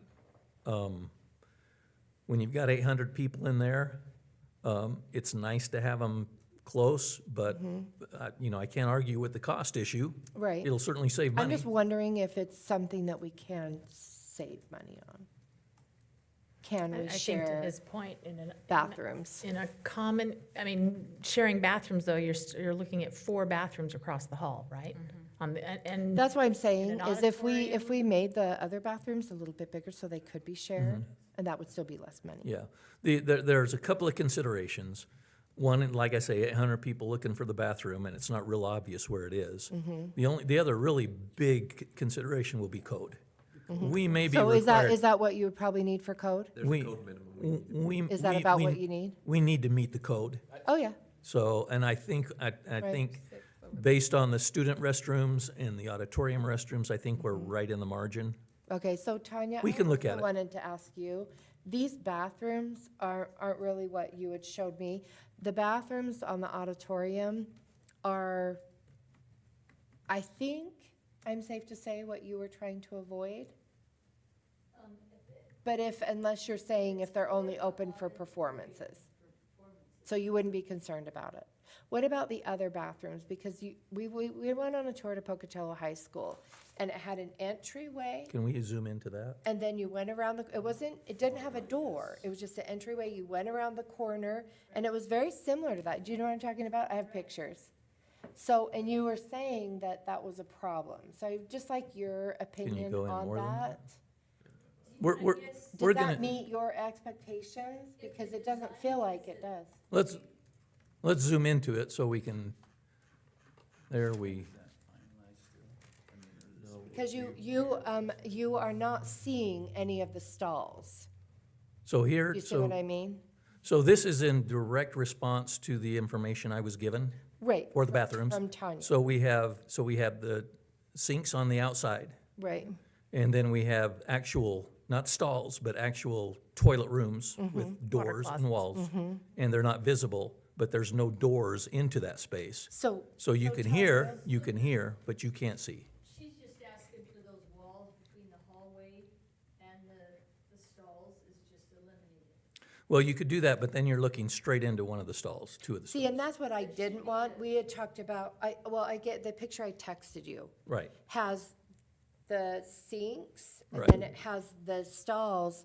You can see all the way to the end of the hallway. but you the can't look stalls- into a stall. No. And what I'm saying But is you can this, see the doors opening and closing to the stalls from the Right, hallway. right. You can see doors opening and closing, because you can see that hallway all the way down. Right. As opposed to having it all be hidden behind that wall. right, and, So, and I just. and what I mean, this now's the is- time to say, what this is the closest response we could get to that, given the space we are working with. so what do you think, Tanya, on that? I guess what she's asking is could you put the water closets on The side south wall. and the north instead of the So it would mean, east side? yeah, it would mean changing the kitchen a bit. You would, just that ruler area right there, you would, Well, can I ask a question? so that they would go deep. Is that, just so, like at the community charter school? Charter school. What are your thoughts on that? To go deep and then just put the freezer and cooler, just kind of reorganize it a little bit? Or are you comfortable with that? Do you know what she's saying? Yeah, I do. I And have we, and pictures. we actually tried that. But like I said, what we're trying to do is maximize the fixtures. I could easily rotate the fixtures and have the hallway going east to west, but you're gonna lose probably 2 fixtures. And what that does is that kind of limits our fixture count per code. But that again is something we can look at and present. Now, what What if you about, just recess the walls? Would that? I would like to know from Tanya's perspective, she's had a lot more experience with this bathroom situation. Expertise on architect, on space and so forth, but basically what she's saying, if there's any way that you can have the stalls, like, basically you're not looking into them, and the seat Right. could be the opposite. Right, and right there, when you have the sinks, here's the women's and here's the men's. So if you're fixing your makeup or anything, you're right next to men. There could be a wall right here, right? And you're still open out to the hallway. Right, yeah, That would solve that problem. yeah. Um, Well, what let if us- They went this way. Let us do this, let us just, as well as that exterior canopy item, let's look at a different option here. Okay, Because like I said, we looked I'm at just several options. Yeah. We felt like this was the one that satisfied what we were seeing from the photos. But let's look at a different option, and then we'll have to decide, are we missing our code count? And do we need to push further into the kitchen area? The problem with pushing further into the kitchen area is my kitchen consultant says, hey, no, you're, not take it away, just just move, reorganize the space. But because this will be our biggest trafficked bathroom, right? Not only during games and things, but it's kind of central. You got your cafeteria, so I just, let us work on some options. And Mike will figure it out, and I'm sure everybody will love it. okay. And you have the pictures already, I do have the pictures, yep. okay. So let me so do we want to schedule a meeting then? I mean, or how do we want? We don't have any meetings scheduled right now, Correct. so, But I was what is your thinking- suggestion? Well, What would you suggest for a next meeting time? it's Oh, just all to of you. get some decisions, Uh-huh. on the floor plan. The canopy can be. Yeah, I'd really like to send that up in the next couple of days, Yeah, we could do bathroom, that via email. bathroom and canopy, and get a decision Well, made. no, I guess we can't really do that. Now, Jonathan, don't know are that you we're- saying get the options We're to the not committee? noticed for formal action, this would just be direction anyway, so if we want to do formal action, we could do that at a different, Yeah, because it's meeting. not on the agenda for formal action. right. Correct, it's just more direction. This is just direction, yeah. Correct, yeah. So we're not really approving anything, it's not on the agenda that way. But when do you want to have the next committee meeting? Well, and I would say probably just the board and, after we get, when can you have some options? Well, like I in? said, give us a couple of days, we'll get that up, but So do you again, want to meet again in a couple of days?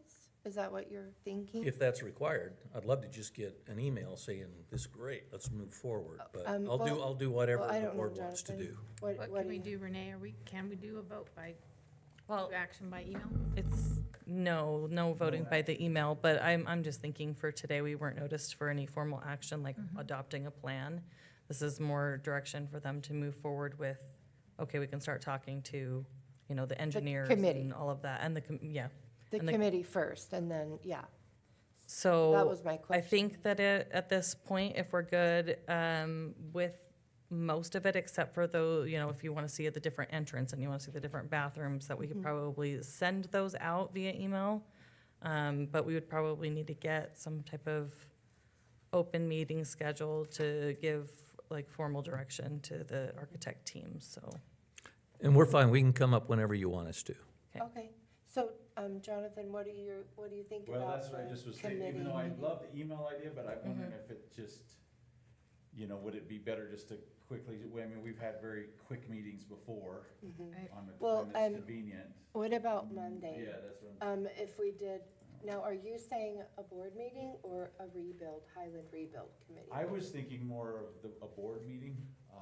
Because the committee isn't the one that's going to give direction to the architect team, but I mean, Well, and we and can as still- far as the opinions on the exteriors, it'd be nice to show the committee, is what I was thinking. Correct, and these are all public, and I think we send a message to them, to saying that, the board was gonna. So we want to just get feedback via email from the committee? Is that what you're Or we thinking? could, most of our meetings have been on Mondays. What if you sent something out and said, the board's gonna convene on Monday? And then an hour Yeah. before, we could Sure. have the rebuild And they committee could have or them something. come and I don't know. and Sure, take a look. I and mean, then- we can. I don't know what's we can best. do that.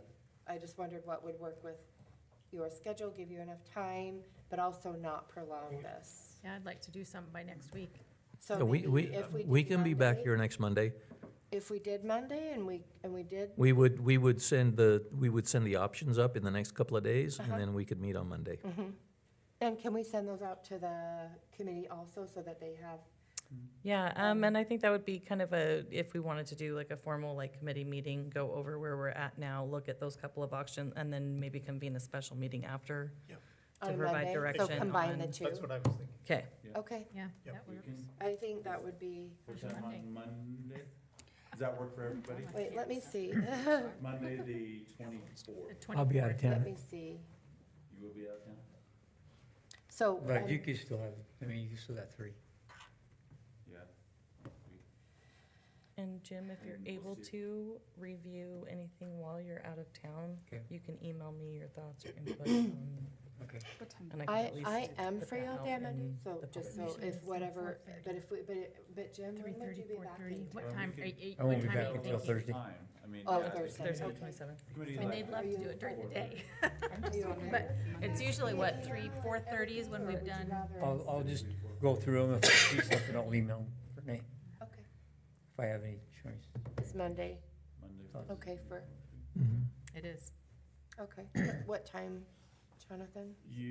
4:30 is what we've. Should we do 4:30 for the committee meeting and then we'll just 4:30, meet right after 5:30, that? And 5:30 board meeting? I would just do, the way that I would notice it is just immediately following, so as long as that committee meeting takes, so we're not like waiting. on, Right, and like, we're not oh, saying we got have to done end early, it. You know, Right now? Okay. yeah, Okay, so we just start at 4:30 with the committee, and then as soon as that conversation's done, we're ready to go into the special meeting to just provide direction and.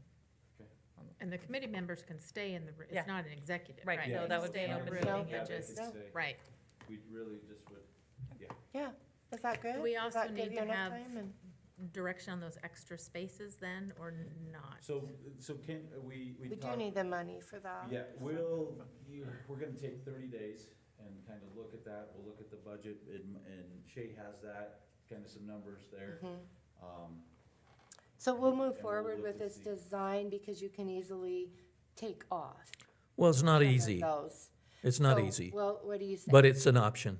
Well, that's up to you, as long, whenever we get numbers, we can Yeah, decide on that. my preference and the best thing would be is if a decision could be made that, yeah, we want this. So in I the guess base that's, bid. Shay, your decision to make. When would you have numbers So. to be able? He's got it We here. have I've tonight. got numbers here, Some. but remember, they're not bids. These are Right, Right. of course. estimates off. This is So walk would we arounds. be ready to make that decision on Monday? Is that what you're saying?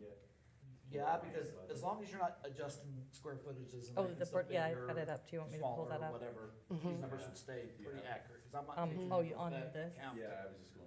the I didn't canopy have that or pulled up, but yeah, I could what's just out go out. there. Right, well, that's not gonna be more money necessarily. It's just a different It could design. be, it could be something totally different, who knows? Or it could be less money. It could be less money, it could be more. Right, okay.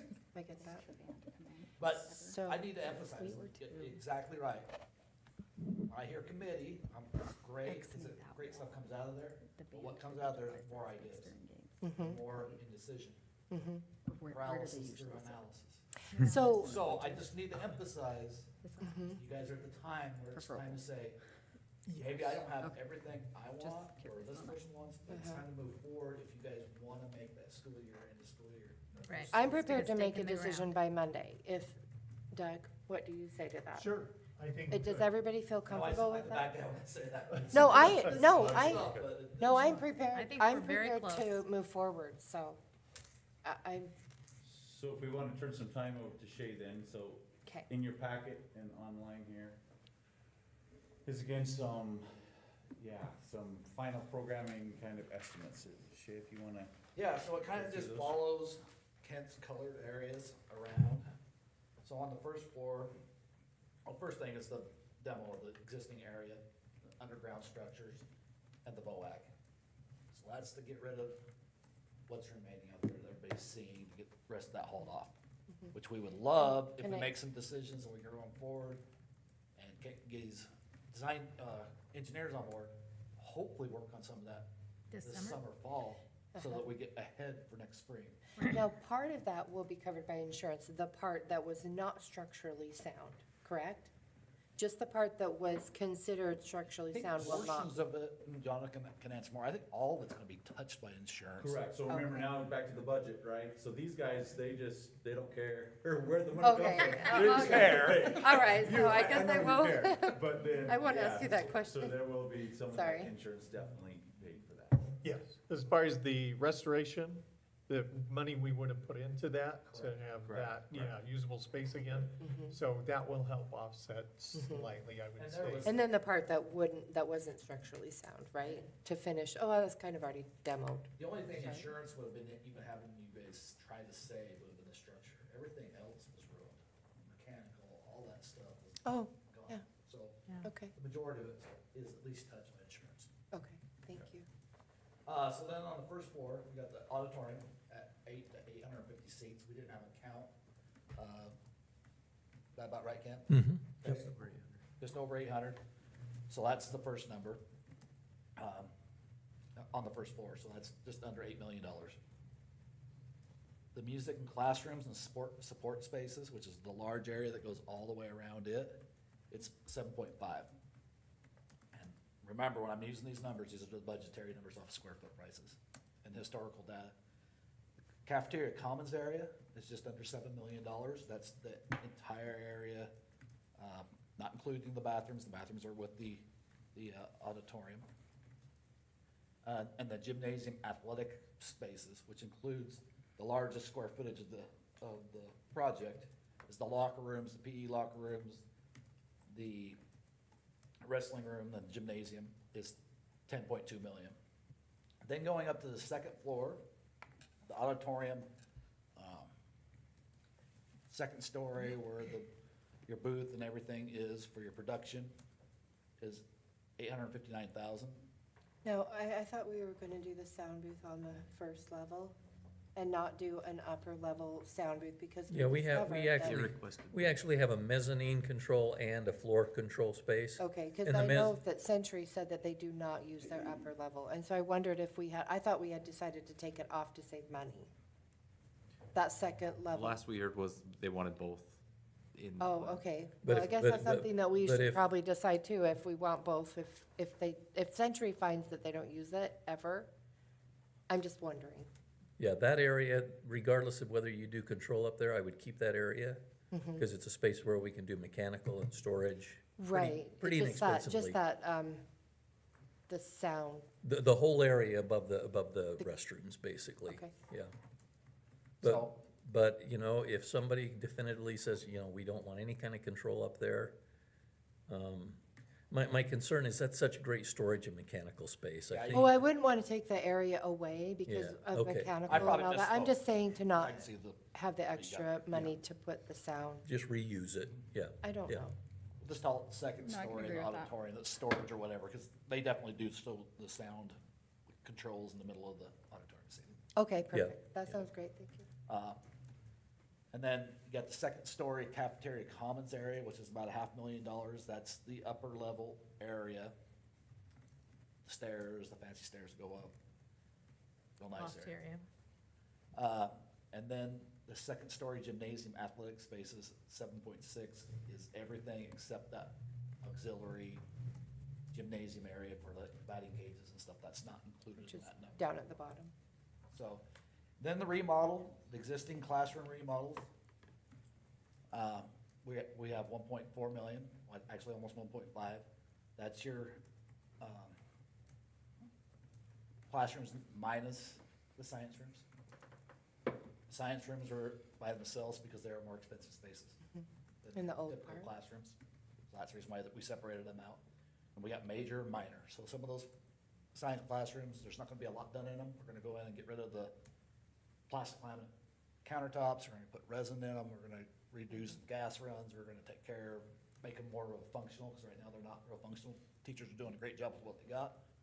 That's the minor. The majors are gonna be restoring classroom, or making classrooms that aren't science rooms into science rooms.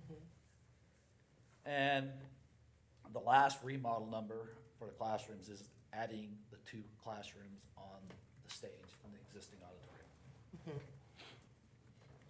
Site work, I need to caution everybody, this is the big, scary, vague number. We don't know what's underground until we see what's underground. We've done borings. Unfortunately, the initial borings were not good news. The soil is not good soil. So first thing we got on it was bad news, and when we drilled underneath there and found it, it's less than 2,000 PSI bearing pressure. It's existing soil that's there, which for structural engineers and architects is That's bad news. that's about as low as you can go and still build a building, unfortunately. So there's gonna have to be So some. how do you, upgrades. is that, what's the remedy? Remedy is X Bring out, in- over X around Bigger footings, bigger footings, but probably structural fill to put underneath there, whether it's a foot, whether it's 18 inches, I'm hauling dirt in, which means Right. hauling dirt off. So it's a budgetary number. That number is one number you really could see sway one way or the other. We already got our first And- sway the wrong direction. And I guess I could ask Jonathan, that has a lot to do with insurance, right? I mean, because the insurance has to pay to build it structurally sound. So that has a lot, Yeah. just from your perspective, that would have a lot to do with Well, the and insurance? so they'll kind of, again, they'll review every pay application that Shay gives and so forth, and so, yeah, we'll I'm not work an to get that. insurance expert at all, but remember when they tell us, set in those meetings, like and kind? So that like and kind will mean a building that's the same stories, the same, so if we And it build was bigger, 2 like we were story. planning, but for the Yeah, whole thing. it was 2 stories. So I'm just putting that word of caution out there, and Okay. that's something to keep in mind. I don't know if they're gonna come back and say, yeah, we're gonna pay for structural upgrades that you didn't have in the soils before. So Shay, if you'll talk a little bit, since you mentioned you're nervous a number, but there's some safety nets behind these numbers. Correct. So if correct. you could share with those a little bit. So do you want me to go over the alternates first? Sure. Okay. Yeah. So the alternates are probably the big thing that Kent and I need to know. There's 6 additional classrooms, which could be 3 additional classrooms. The second floor auxiliary gym space. The additions for storage for both floors, which is the At the backside, purple. athletic area, the blue area that's off to the, on the east side, and then the music loft storage areas. Importance of magnitude for me, that gym space is big. And it's big for Kent, for his design, because it's a total different redesign. So that one's a hard alternate, we could do it, but Kent's gonna have more design in it. because you're gonna have different structural requirements if you take that away. You're gonna have a structural wall, so maybe the delta's not as big as we show, because it may end up being more structural upgrades in the footings, because you're gonna add an additional structural wall when you delete that upper half, because you're gonna bear in a different place. Right, right. That makes sense. And then with the classrooms going from 6 to 3, it's not like you're doing half. Correct. You Meaning, can't really Right. You still a got, picture of three. you got things that you shrink, come down, it doesn't right, matter. right. It'd just be a single story. In these numbers, we do have contingency numbers, and these numbers are not just construction numbers. So when everybody talks about them, these numbers include Kent's costs, these numbers include FF&E, which is furnishings that the district usually does. It's the data, it's everything that requires to get in there and be turnkey. So we're providing you the number so you know for budgetary purposes where you need to be at. These are not just construction costs. As well as even price escalation, because again, we're looking out to 25, even 26. And Shay and Mike and their teams have kind of looked at that number. So we're using traditional escalation costs because we felt this year was gonna be that way. Right now, it's still showing that. But who knows what the future is gonna be. Right now, it's holding pretty steady. So again, back to the timeline that Kent and Mike shared, again, the end result is those construction documents. And then Shay and Mike with Bateman Hall, then we go out to bid. And our goal is next January, and bid those numbers, and then they will become specific, very hard. And then, if you wanna talk about that GMP. Yeah, and then we'll sit down with you all and we'll go over the bids. After we do the scope letters, advertise for bids, receive them back, we'll come back and say, here's the bids we received. That point in time, if we do alternates, you all can say, hey, this looks good, we want this alternate, or we're gonna get rid of this. And then we're gonna set a GMP, which is guaranteed maximum price. So at that point, that's when we can finalize things, say, hey, this is what our cost is. So we're still a ways down the road, we're still giving numbers of historical data. And as Kent goes along, we will continue to provide that information. We'll say, man, that's a lot of windows, that's getting really expensive. Yeah. Or vice versa. So, but that's kind of where we're at right now for the preliminary, what we have. Okay. As you know, in your own houses, the finishes can add a lot of cost. And so again, that's where, Mike and Shay, with Bateman Hall, they'll kind of gauge that. Does as we go this, through there. does this cost include kind of middle of the road finishes, or what is your? Oh, no, we're using historical high school So average, information, average. high And- school, And it's probably a little higher than average, because like the glasses got me scared. How much glass is in this cost? I hear glass, I hear money. I hear structural, I hear lintels, I hear money. right? So, but it's gonna look awesome, and that's what the committee wanted. And there's other things like the exposed structure, that's a great way to go in the commons area, because that is probably even retail spaces and restaurants, what the majority of people are going to right now, and it's cost effective. And so, Would you be able to give some pictures, like, of some exposed Yeah. ceilings of just examples? Thank you. Yeah, there's and definitely ways at going into the auditorium to do like a soffit that shows that area. And even if it's all black up there, I've seen that. And that looks very nice. yeah, and keep in mind that we've got a 6-month design process ahead of us. This is a great start, but it's gonna change. As we coordinate with cost and design with users and staff, we're gonna come up with some different ideas. Our goal is gonna be to create an exciting space as cost effectively as we can, an educational I space. think we're all on board with that. Yeah. I think we all have the same goal. Let me make one more point, and that's regarding the alternates. So alternates are great, but they're not free. So what's gonna happen is if the board decides they want alternate 1, 2, 3, and 4, I'm gonna go to my consultants, and I'm gonna say, I wanna design this way, and then I wanna design this way. So they're gonna have to do 2 designs. So they're gonna come back to me and they're gonna say, here's your fee to design 6 classrooms, here's your fee not to design 6 classrooms. So what the real goal is to do an alternate, because the design has to be paid for. But if the delta between whether you do it or not is great, that's money well spent. Shay mentioned that the second floor auxiliary gym is kind of problematic because whether you do that alternate or not, the delta is not gonna be that great. Because that airspace is gonna have a roof on it regardless if there's a gym up there or not. So I'm gonna have to pay my consultants to design it both ways, which is a cost. And then the difference between doing it and not doing it is not a great difference. No, but So I- that might be one thing you wanna look at and just say, hey, maybe we just put it in the bid or we just don't do it, period. Now, my understanding is that the design cost is static. Is that right? The design So cost, as we go through the process, we can, Yeah, you the know, as we design- kind of give and take, make changes. the design cost is based on the cost of construction Okay, for a basic design. okay. If you wanna do an alternate, that's an add-on, right? Because my guys have to design the mechanical, electrical, structural for that difference, and it may be used or it may not. So we. Even probably- if it's not used, they have to be But compensated if we for it. tell you, and we're pretty much spot on what we exactly want, then it's not gonna be any additional cost.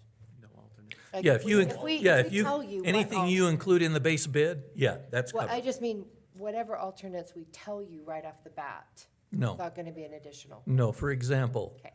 if you tell me we want alternate number one, which is 6 classrooms, Okay, my team has to design it without classrooms, and they have to design it with classrooms. So that's 2 designs that they're paying for. Now, you may not do the classrooms, but my team has already designed it without the classrooms. And that's why I say, the delta between that, the classrooms and not doing it, is a big number. So the cost to pay for 2 designs is minimal, right? And Ken, you mentioned you could get us that number. Yeah, I'm gonna get you numbers for that, for all the How alternates. much it would cost, okay, to do. but we don't need a full design for, and We, can no, make- but we will. will, because do. when I go to Do. price it, to get a true pricing on alternates, I need that full-fledged design. Oh. That subcontractor looks this way and this way. I prices see. it. And again, it's the engineer, it's the structural, it's the HVAC, it's, so when Ken says design, you know. It's you the might whole go team. design Not it, just but a it's the, sketch. it's the different team. that- And so all I'm saying is, if the difference between doing it and not doing it isn't very great, try and just go ahead and get it in. And I'm referring to the alternate number 2. Yeah. Because I don't see a big swing between doing it and not doing And, it. and it's hard because we're having to say, okay, we got a roof here, if we lower it down, where do we put this cost and this cost? So right now, we're kind of splitting the baby between, okay, we go all the way out, or it's down here. But Kent's exactly right. Is it gonna be exactly That much in 1161 savings, or is the actual gym area gonna go up in the base bid because it? because we gotta add the roof on the set, on the And you first gotta add level. a bearing structural wall that you would have had to the outside. Yeah, the classrooms are easy. They're either there or they're not, right? So that And- may And we've not gained, be the actual That's a cost. hard one to. That may not be the actual upcharge, that's what you're saying. Megan, I'm yeah, sorry. Alright, you're okay. Do you guys need us to say yes or no to the alternates now? Like, is No. that? no, I've told Okay. Jonathan, we probably have 30 days I could have team working on things. Okay. But at about 30 days, we would So need to know. Next board meeting is, you Okay. know, put, for example, the worst last chance, I guess, that we've had to. Or, So, and another I was option thinking is Monday. combine them, where you're saying, hey, it's at least, if we're gonna do this, we'll make it 1 alternate or 2 alternates. And you combine those so that, Oh. that makes them worth more money, the more it makes it worth it. And, Mm-hmm. because really, the 2 small ones are so small that, in the grand scheme of things, and it's not small, I know it's a lot of money, but that Right, but if you, I mean, it's Kent almost does a the cost. design and touches it, Get rid of the, Right, but for example, if we Auditorium decided to stage. not do the 2 classrooms on the stage and instead put that money toward Yeah. the aux gym. I would recommend really, we that. might almost, not break even, but pretty close if you're talking about adding, if you didn't do the aux gym, adding a structural wall, adding a roof So- that you so didn't we- have let with me- that aux gym, is that right? Let me. Or you not? want- Yeah, let me back up on this 2 classrooms. So again, we have to build 2 new classrooms to come net even with Oh. the science remodel. If Even you're- with the 6 new classrooms? No. So I if we just- do the 6 new classrooms, Yeah, if we do the don't 6, have we're to do covered. the other. We're covered, but we need at least 2 classrooms either on the stage or in the new area have enough current space for what Highland currently has in the way of classrooms. So anyway, And I what just I'm- want to Can clarify I, that. can I ask more on that? Yeah. So they are at max, is what you're saying. Putting 2 new classrooms in, all the rooms are filled. So if we were to build the 6, then they would have 4 rooms that they could grow into. Is that what I'm Yep. understanding? They would use Okay. 2 automatically, yes, because what? Yes, and- we would and have Ms. Morris, where, to kind of help, where are those things? Because of the science room, right here, right there, for right now, what is there, 5, I believe? 5 classrooms here? Yeah, we need to replace 7 classrooms. Yeah, so that's how, we kind of repurposed, but yeah, we needed to get them back to what they currently have is at least 2 new 2 classrooms. brand new. So yeah, if we So did, Does that make sense? Yes. And then anything above 2, yes, could be That would be that growth, potential move growth. in. and from our end, what I'm gonna do in the next couple of weeks is I'm gonna take this to my consultants and say, how much will it cost to design these alternates? So the board and Jonathan will know what that additional cost is. And then we can determine, okay, it'll be tens of thousands, but is that worth to know, okay, the 6 new classrooms, or 4 new classrooms, right? And we won't have that additional cost if we just know right off the bat which design we want. We don't have to pay for 2 designs. Yeah, if you make a decision on what you want in the base bid, yeah, Correct. but that's then- covered. I think we said that like 3 times. We did, but then we gotta go back to this document that we talked about May 8th and look at the overall budget of this, so. Which I that'll guess be- we'll talk about later. We'll talk about that later. Okay. Or, yeah. Go ahead. I think, remind them of the rate. Yeah, okay. Yeah. Yeah, that's, We didn't include it tonight, but Because it's we- part of our discussion. correct, and it is public, it's on May 8th. Again, we did just a draft, some estimates there. If you remember, I did a low estimate and a high estimate, looking at the fire. It's okay. Yeah, we looked at the fire, we looked at the House Bill 521, even, sale, which we'll talk about, or Lot 2 of Olympus Junction, and even lastly, some 420 money. Again, the range was right at 58 million to the 64 million. But again, there is some sway there, there's some reach, and some of these line items that will be high, and some of them will be a little bit lower. And so, we know some of these numbers now, some we don't know. And so that's kind of the challenge that we'll discuss together is, how much do we want to spend and have Kent and Mike design there. So, is that what you meant, Dr. Howe? Yeah.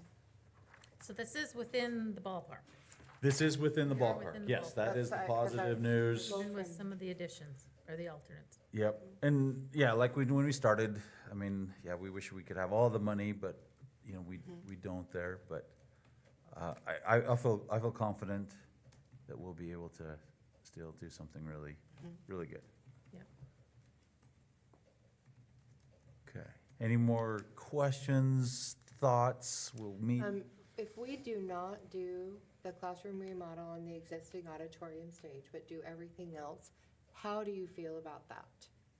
How do you feel that's sitting budget-wise?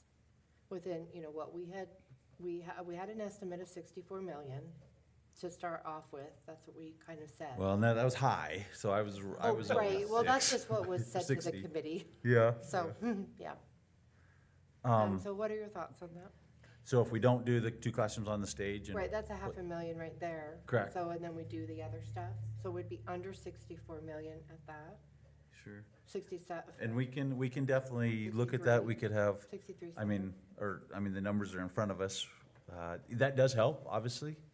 I just, again, if you're gonna spend, let's say, 60 million, and I know, I appreciate, Madam Chair, your thoughts of, okay, eliminating a bathroom, eliminating storage, but again, we want to make it, if you're gonna spend 60 million, let's make it exactly what we need in the way of number of bathrooms. Obviously, code is gonna say that, but Certainly, right. we don't want to shorten ourselves either. And that's where it will be kind of with the alternates, and we'll have to have some tough decisions there. So if we stick within this, we're not going to have to come up with money from the SIP that we can see right now? Well, I thought it again, if you look on included that 5.8, yeah, It I still included had zip. 2.5 million. Oh, 2.5 million, So she- okay. Yeah, sorry, at the very bottom. Because you remember, we put that Oh, in yes. there.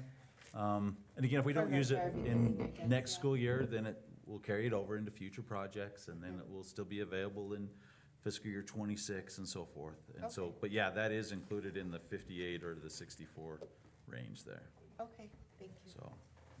Let me just add one last thing. Go ahead. I feel like I was too negative about alternates. Alternates are a good thing, because when Shay bids this, it could be a totally different bidding environment.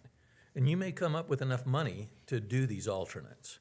I'm just saying that the alternates cost the design team to do, but it's a real good approach for unknowns. You just don't know what's gonna happen at the bid. And if you bid it, and we just bid a middle school down in Utah, and it came in how much under budget? It came in right at, It came in Bad example. Bad example, yeah. Came in $2 million under budget. it did come in under. Yeah, it came under budget. So you don't know. So alternates are they're a useful tool. I'm just saying I've got to compensate my team to do them. Of course. And we'll find out that number, share that with the. Yeah, board. Is it worth it? in the next couple of days, we'll send up the options for the canopy and for the restroom. And probably within a week or so, I'll send up the costs for the alternates. Okay, that'd be great. Thank you. Is there any other questions? Or are we ready to move on to the land? Or PV Tech. Tech, quick update. I've Sorry. got some. Okay, I think, if you're okay, we'll excuse these gentlemen. They Thank you, have guys. drives. Thank you. So we'll see you They're- Monday Thank you. at They were 4:30? patient through the budget, and Is that what our plan is, Monday at 4:30? yes, yeah, Monday, 4:30, yeah. Yeah, we'll be here. Thank you. Thank you. Okay. Oh, phone? I got a phone. There you go, Mike. Tracy? On Monday? Oh, Do we need to say anything? so can we have more than one board meeting or board member at that committee meeting? We can do that if I have it noticed for a Yeah. quorum, and you would basically just be sitting and observing, and then would participate during the actual special meetings. Why don't we do that? I was just wondering if I had to wait in the hall. or- No, No. no, if you want to be there and watch the We'll committee, put then you we in a can just corner. notice it. Yeah. Okay. That's not a problem. Okay, we'll take down that. We don't need that anymore. Okay, we ready? Real quick. I do have, try to get a positive spin on there. Again, PV Tech, it's going well. We got the flat work there and so forth. However, we did get some updated schedules, and that new building is now scheduled to be completed the first part of September. So it was a little disappointing. We kind of asked a lot of the questions. Again, we knew through some permitting challenges, and then through the winter, they just didn't get as quick of a jump. They tried to make it up, and they still are. They're very great to work with. But that's kind of what we're at now. And we're still under budget. Correct, yeah, budget is great. Yep, budget is good in the way of numbers there. And so we are gonna shoot to try to get occupancy for the main building. Because it turns out those are the classrooms that we really need to fill, because they've kind of been, those are the ones we need to food. They're planning on moving over. The additional building, they still have homes that we can, And this is the welding, construction, and the fire. fire, correct. right? Oh, that's great, so. Yeah, that's Is that, yeah. So the places that classes that we have scheduled currently will have a place. Correct, yeah, no And one will be those that displaced don't- there. Those that won't be finished Yeah. do currently have Sure. a home. So are And if you we could planning get- on moving them in September, or are you gonna finish this semester and then move? If we can get an occupancy certificate for the main building, we could move them over and have them pick up one of the other existing classrooms. Correct. And then they would just have to put a hold on the lab or activity spaces. Sure. Yeah. So, and oftentimes they're doing their safety training and, sort of that book work. Classroom. Yeah, the In the classroom part of that. So I think it could work out well if we can get that occupancy for the rest of the building. Correct. As you know, that'll, Chubbuck thing? it is a city of Chubbuck, but, you know, if we mention that to them and, you know, we can design, because they'll need fire sprinkler, everything that we learned about with Highland to be able to give us that occupancy, but then we can lay that groundwork. And they've been great to work with so far. Correct, yeah, they have been really good to go with, so. So do you think that they'll have the main part? I mean, we talked about having our open house. Would that be something we still look at, or without the other one, would that not be worthwhile? I thought that was gonna be clear into the semester. We actually just talked about it this past Monday, and we were thinking the week of September 23rd. Oh, okay. That makes a lot of sense, to get everybody settled. Exactly. Correct. Everyone want it Yep. to be. That way they can, the classrooms could be fully decorated, you know, because it'll be a push still in August to get Even classrooms. into October would be fine, for the Yeah. open house, not Sure. for the construction. Sure, yeah, no, exactly, exactly. So anyway, we'll keep you up to date on any of those timelines there, so. Great. That's the update on PV Tech. Another little Skyward update. Again, this is our HR, this is our finance, this is our budget, this is our payroll system. We went live in January, and it's been really good. There's some, obviously, learning a new software, learning things there. We're kind of starting the next rollout, if you will. And that starts July 1st in time tracking. That's basically an electronic timesheet where now we start with paper and we put it in a system that our good anyway, that Carl Smart had built. Anyway, but this time tracking would go straight into payroll all through Skyward. We're also looking at time off, how you request personal leave or sick leave or vacation if you get that as well. And then another one would be at the school level, because right now they're using a system that doesn't tie in at all. We're just getting paper copies for reconciled statements and so forth like that. But it's called activity accounting, and that's also within Skyward as well. So we'll all be under the same platform, share the same vendor list and so forth. So that's pretty good. The last big hurdle that we'll roll out is with IC. This is with our great technology department. And the biggest load of IC is in September. So you upload it the 1st of October, but it's all the new employees and their new certificates and all the placements and obviously enrollment. And so even in the spring, we were still using our previous system's data, you know, because our staffing doesn't change that much there. So IC will also be a big one in September that we'll use Skyward to use. So, but it's going really well. We're getting a lot of institutional knowledge, you know, gleaning what trainings we have from Skyward, but then implementing and doing it the Pocatello-Chubbuck School District way. So we're happy with that. Okay, can I go on to the next one? Okay, this next one is kind of unique. I think I've mentioned it, but this is the first time you've actually seen it. This is actually up for auction. This is the development agreement between the city of Pocatello and the Pocatello-Chubbuck School District regarding the property there at Olympus and Jerome.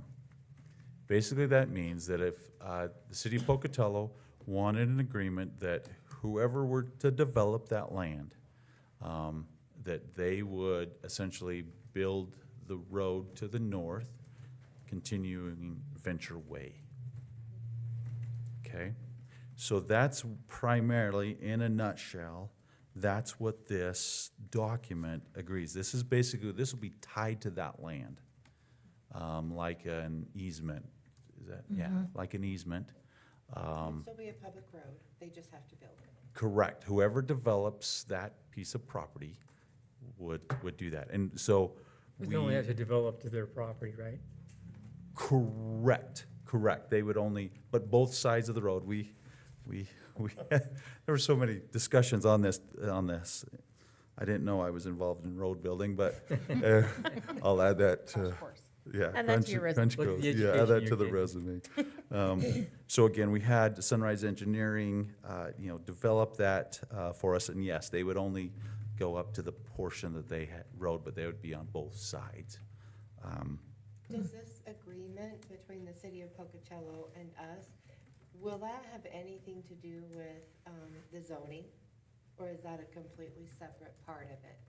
Will the zoning be tied to that so that the developer will also know what they are going to be permitted to build? Is that tied to that Okay, as to well? my understanding, It's already been zoned, okay, so it's pretty much anything goes, Oh, really. okay. Correct. right, Yeah. okay. so, Because it was owned by the school district. Yes, Oh, exactly. okay. so, yeah, so I didn't it's think it would, commercial, that's. residential, Yes, sir. multifamily, et cetera, yeah. Correct. Okay. So it's just essentially just that, and that's why they call it that development agreement, is development of the road. So the zoning, I think, whoever owns that property, wants to develop, could, you would have to just go through the proper steps to, if they wanted to change Yeah, zoning. Why- I don't certainly know there why will they- be But they don't permitting for them, Correct. additional use They don't- permits, hearings, et cetera, once don't they need to receive change the the zone. property and start development. And then is this tied to the remainder of the property Yes. that we haven't sold It is yet? both, Both. both lots. So Yeah. this is part of that, we did have to subdivide to be able to do this land exchange. And so we have Lot 1, which is the Olympus side, which is the west side, and then Lot 2, which would be the east side. And yes, it would be attached to both sides. Okay. But separate owners potentially. Separate owners potentially, correct. So it's in for action there to, as you'll see, it has been signed through city's attorney and the mayor and so forth. It's just, action item would be to accept or approve entering into this development agreement. Okay, so are we ready for that motion? If you are, I think that'd be good. I would entertain a motion to approve the development agreement between the city of Pocatello and the Pocatello Chubbuck School District 25 as presented. Is there a motion? I hereby move that the board approve the development agreement between the city of Pocatello and the Pocatello Chubbuck School District number 25 as presented. Is there a second? I'll second. Any discussion? All those in favor? Aye. Any opposed? The motion passed. I would entertain a motion to approve the land exchange agreement with Mountain States. Let's go through the. I love that, but do you want to talk about it first? Oh, I mean, it's up to you. He'll make it quick, though. Yes, I I'll thought make it those quick. two I'm things were sorry. the same, but I'm so sorry. Okay, go ahead. Yep. So again, so this next document is essentially the agreement. Again, the board has previously signed a letter of intent, but this is the legal document that puts in motion the next phase, if you will, and that'll be 30 days that we have to kind of review each other, the property, and make sure it will work for us. Again, we needed to make mention, as you can kind of look through there, is that, again, we, and as a board, if we could discuss that again, we value the land across from Highland High School at a higher value than that property on Olympus, just because of the proximity to Highland, especially with the new construction and things that will change there in the way of parking, that we as the school board and the school district have that value, put that value at a higher value than the land that we're swapping there. It is actually appraised at a higher value too, though, right? Didn't the appraisal come in as higher per acre, that land across the street from Highland, than the land at So Olympus, it which was did. kind of a surprise. So it did, but then we did, to be able to make the swap, again, that this is no cash will be exchanged, but then this MSP, which is Mount States Property Capital, they wanted a little bit more of our property, to be able to compensate that. But again, this is not a cash, this is, to be able to get the property that we wanted, we had to give them, just a little bit more acreage of our property. But yes, it did appraise for more. But because of those two factors, we feel it's illegal. And of course, this has gone through actually both attorneys. Multiple times. Yes, thank you. Multiple times. to be able. Well, this is the final deal now. This is the final deal, yes, that starts the, I was trying to get the exact word, yeah, before closing, that, you know, if they want to do an environmental audit, if they want to do, basically that gives us the 30 days right of refusal or, thank you, due diligence, thank you, from the back. Yes, I know, I'm not a realtor either. Yes, due diligence, period. Thank you, yes. You have an honorary degree now. Yeah, no, I know, I need to learn a lot more. So yeah, I Who pays appreciate the that, closing due diligence. costs? What now? Who pays the closing costs? Just curious. I believe we get to split Are we that. splitting them? I think we Is get to it- split that. Yeah, there's a document there. I just saw it. Yeah, it's. can't remember Yeah, where it is. I so, just saw it. so the parties agree to pay, each pay one half of the closing agent's closing fees. So we'll kind of split that. We did get to choose the closing agent. Again, the time would be 30 days, so. Are you ready? Any questions or any comments there? I would entertain a motion to approve the land exchange agreement with Mountain States Properties LLC as presented. Is there a motion? I hereby move that the board approve the land exchange agreement with Mountain State Properties LLC as presented. Is there a second? I second. Any discussion? All in favor? Aye. Aye. How long Any has this been? opposed? Yeah. Motion passed. Long Next on the done. agenda is the superintendent's report, which will be presented by Doug Howell. He will report on board calendar, proposed ISBA resolutions, and policy revisions for the 2024-2025 school year. Okay, thank you, Madam Chair. So first up is the calendar, and you can see that it is a very short calendar because we are in the summer months, thank goodness. And so we'll give you a little bit of a reprieve. There will be, as I mentioned even last month, and as you've already scheduled for next Monday, these periodic meetings regarding the Highland High School rebuild committee and decision-making as we move forward. So there will be some more added here and there. But in addition to some PV Tech OAC meetings, you can see summer school graduation. We have a save the date. I believe that'll be the afternoon of the 9th, but I'm not sure if we've finalized the time We did yet. finalize that. Was it time. 3, 4? 4 PM. 4 o'clock, okay. Will it be in here? It will be in the. Yes, uh-huh, yeah. And then you can see regular board meeting out on July 16th, which perhaps we will be ready to make a decision about those alternates and where you want to go from there as far as the budget. So that's pretty much the first one. The second up, ISBA resolutions. We had talked about 4. I think we narrowed it down to 3 once we discussed the use of the advanced placement monies, and Sue spoke to that a little bit last time. So the 3 that we have remaining, and I've talked to Amy White. She has typically been the one that we've used to put together the legalese, the wherefores, and the now, and the thereafters, now, you know, be it resolved kind of stuff. And so we are looking at the flexibility to use CTE funds for personnel, and we just talked about maybe putting a cap or a percentage on that so that some districts wouldn't just use it all for personnel instead of using it for equipment and supplies, which is it's the main use of those monies right now. The second up is the compensation for school board members.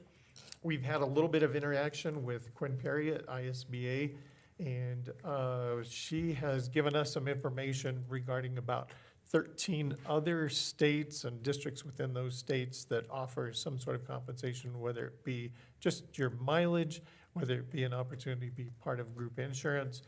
There are some states and districts that it is, there's actually maybe $50 minimum per month or something. So Amy's going to put something together for us, and we'll take a look at that. And then you can see the last one there is to remove the restrictions on employment of school board spouses. And so I know we talked a little bit about this last year. We didn't formalize it into taking it as far as a resolution, but Amy is preparing some language for us I anticipate through an email today that we will have that by the end of the week. If you'll recall, the deadline is the end of July. So we still have some time to take a look at it, review it, make some changes, major, minor, and then work that back through Amy. And then it will go to ISB, to the Government Affairs Committee, and then they'll let us know if it's one that they'll move forward. Traditionally or historically, anywhere from about 10 to, we've seen as high as maybe 15 resolutions. I know each year they try to, bring that down because they want just a focus for the legislators instead of being so broad with so many requests. And so I think they'll probably try to hold it within 10. But we'll see what they might take and run with from our resolutions. So we want to discuss if that's what our board wants to submit.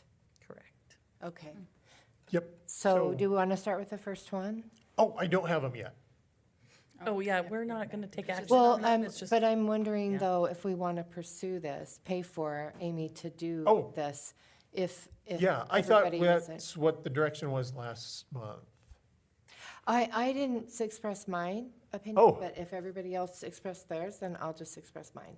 Okay. I would say no on all of them, except for, I wanted to know about the CTE, because I didn't ask Rhonda about it, but that's her money to purchase supplies and equipment and things for the classroom. And my only concern is, and like I said, I haven't talked to her about it, is that if a district could potentially say, we're not gonna pay for teachers, you need to use your own money, and then it takes away from her being able to purchase equipment, welders, face masks, the sewing machines, and all of those things that she needs, because it's kind of a catch-22. So, Sure, I can speak to that.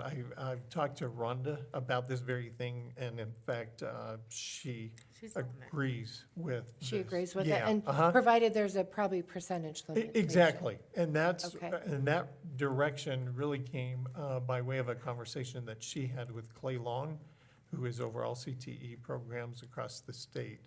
Oh, great. When she mentioned this to him or introduced the idea, and Mm-hmm. then he's the one who said, I'm worried that some districts would take full advantage of That's that. what I was concerned about, So- but now that you mention there would be a limit, Uh-huh. and also the fact that Rhonda's on board with it, I am Okay. on board with it. All right. But Yeah. I'm not in favor of school board members receiving compensation, and I'm not in favor of where we are a large district and we're not in need of teachers.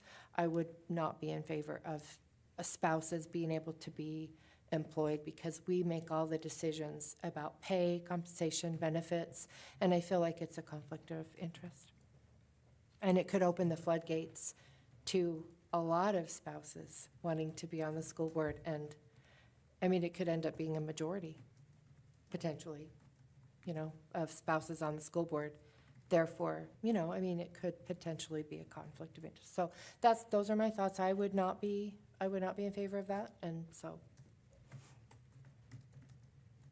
I guess it's not really on there for decision. No, but- last month it was for direction, and I just, So that would be my direction. If anybody else has any other direction they would like to offer, then they could go ahead, I guess. Were you here last month? Yeah.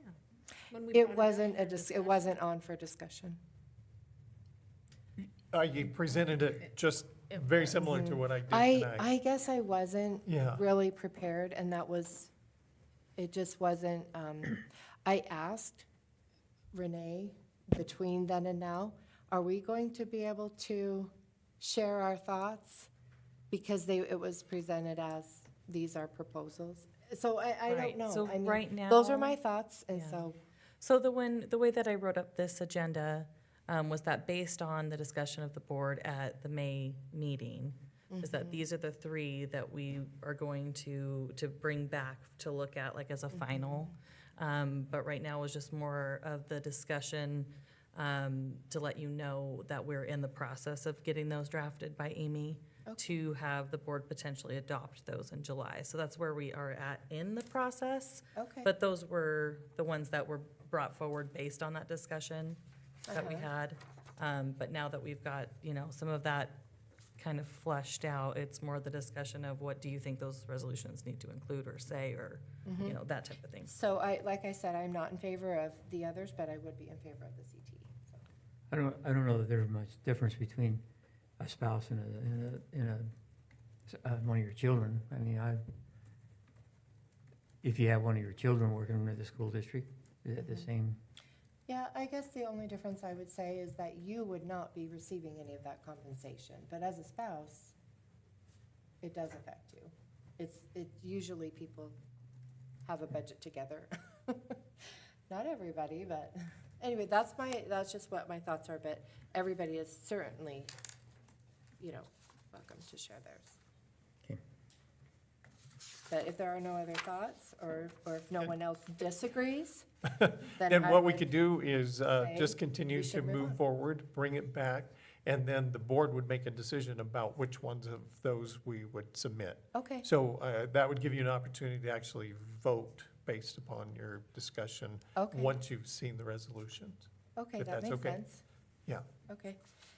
If there is no Oh, I think other there is one more, Still going. Madam Chair. if I policy can. revisions, Yeah, so Renee sent out the email asking you to consider what policies, if any, that you have a desire to look at or review, and then we could do that in the next, over the next 2 board meetings.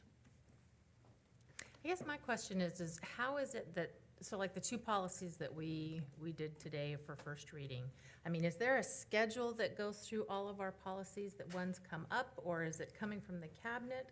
So it's a combination of multiple things, really. That's a great question, Ms. Clark. So, for example, everything that the legislature did that reflects or acts upon a school district, there's a statutory requirement. And so, Madam Chair asked about this very thing in a response to this question.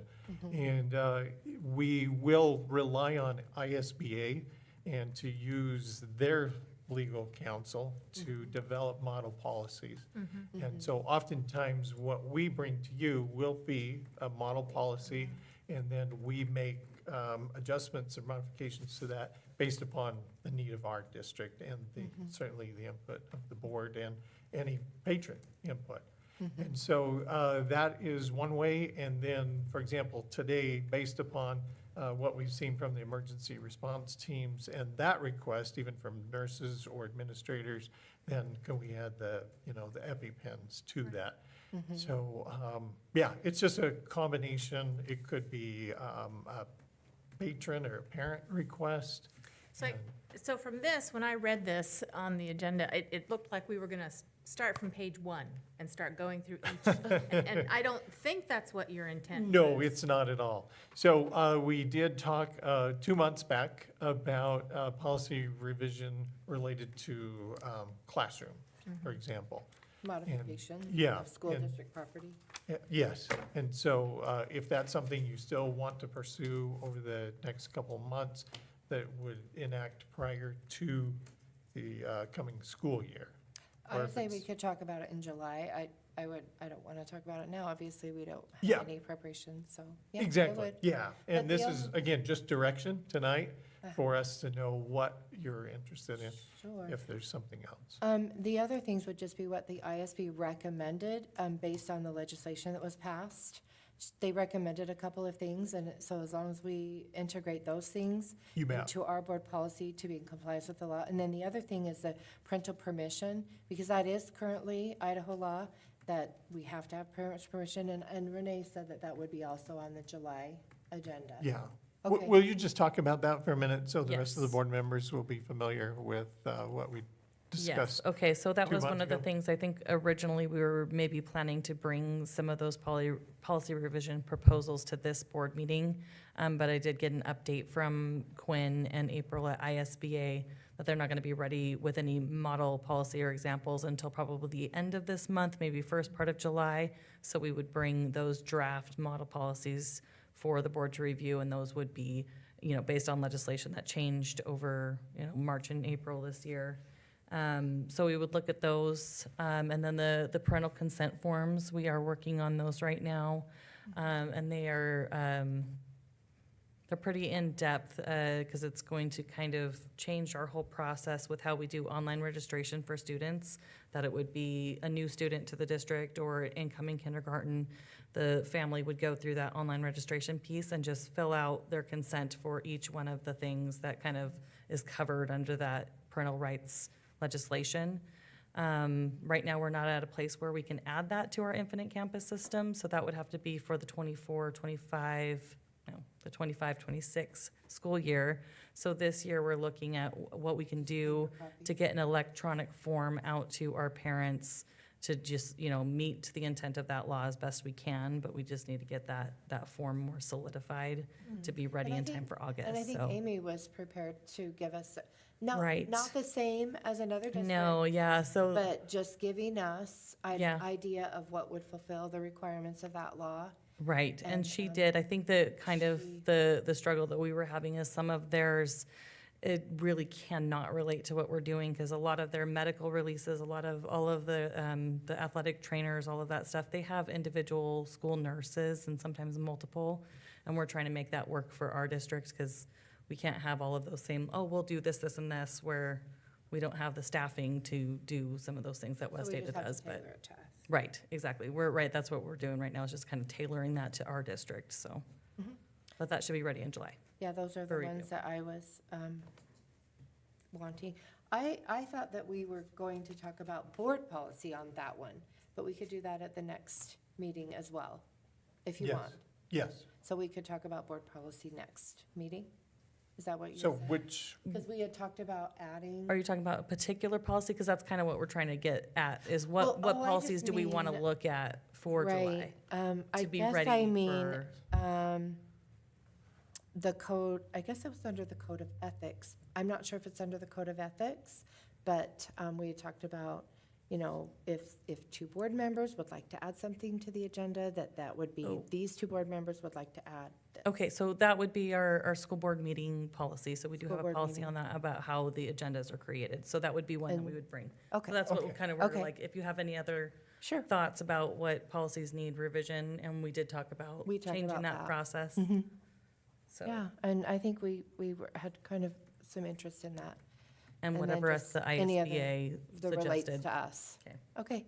okay, yes, great, thank you. Is there any other discussion or any other items? If there is no other items of discussion, that concludes this meeting. I would entertain a motion to adjourn. I move we adjourn. Is there a second? Second. All those in favor? Aye. Any opposed? This meeting is adjourned.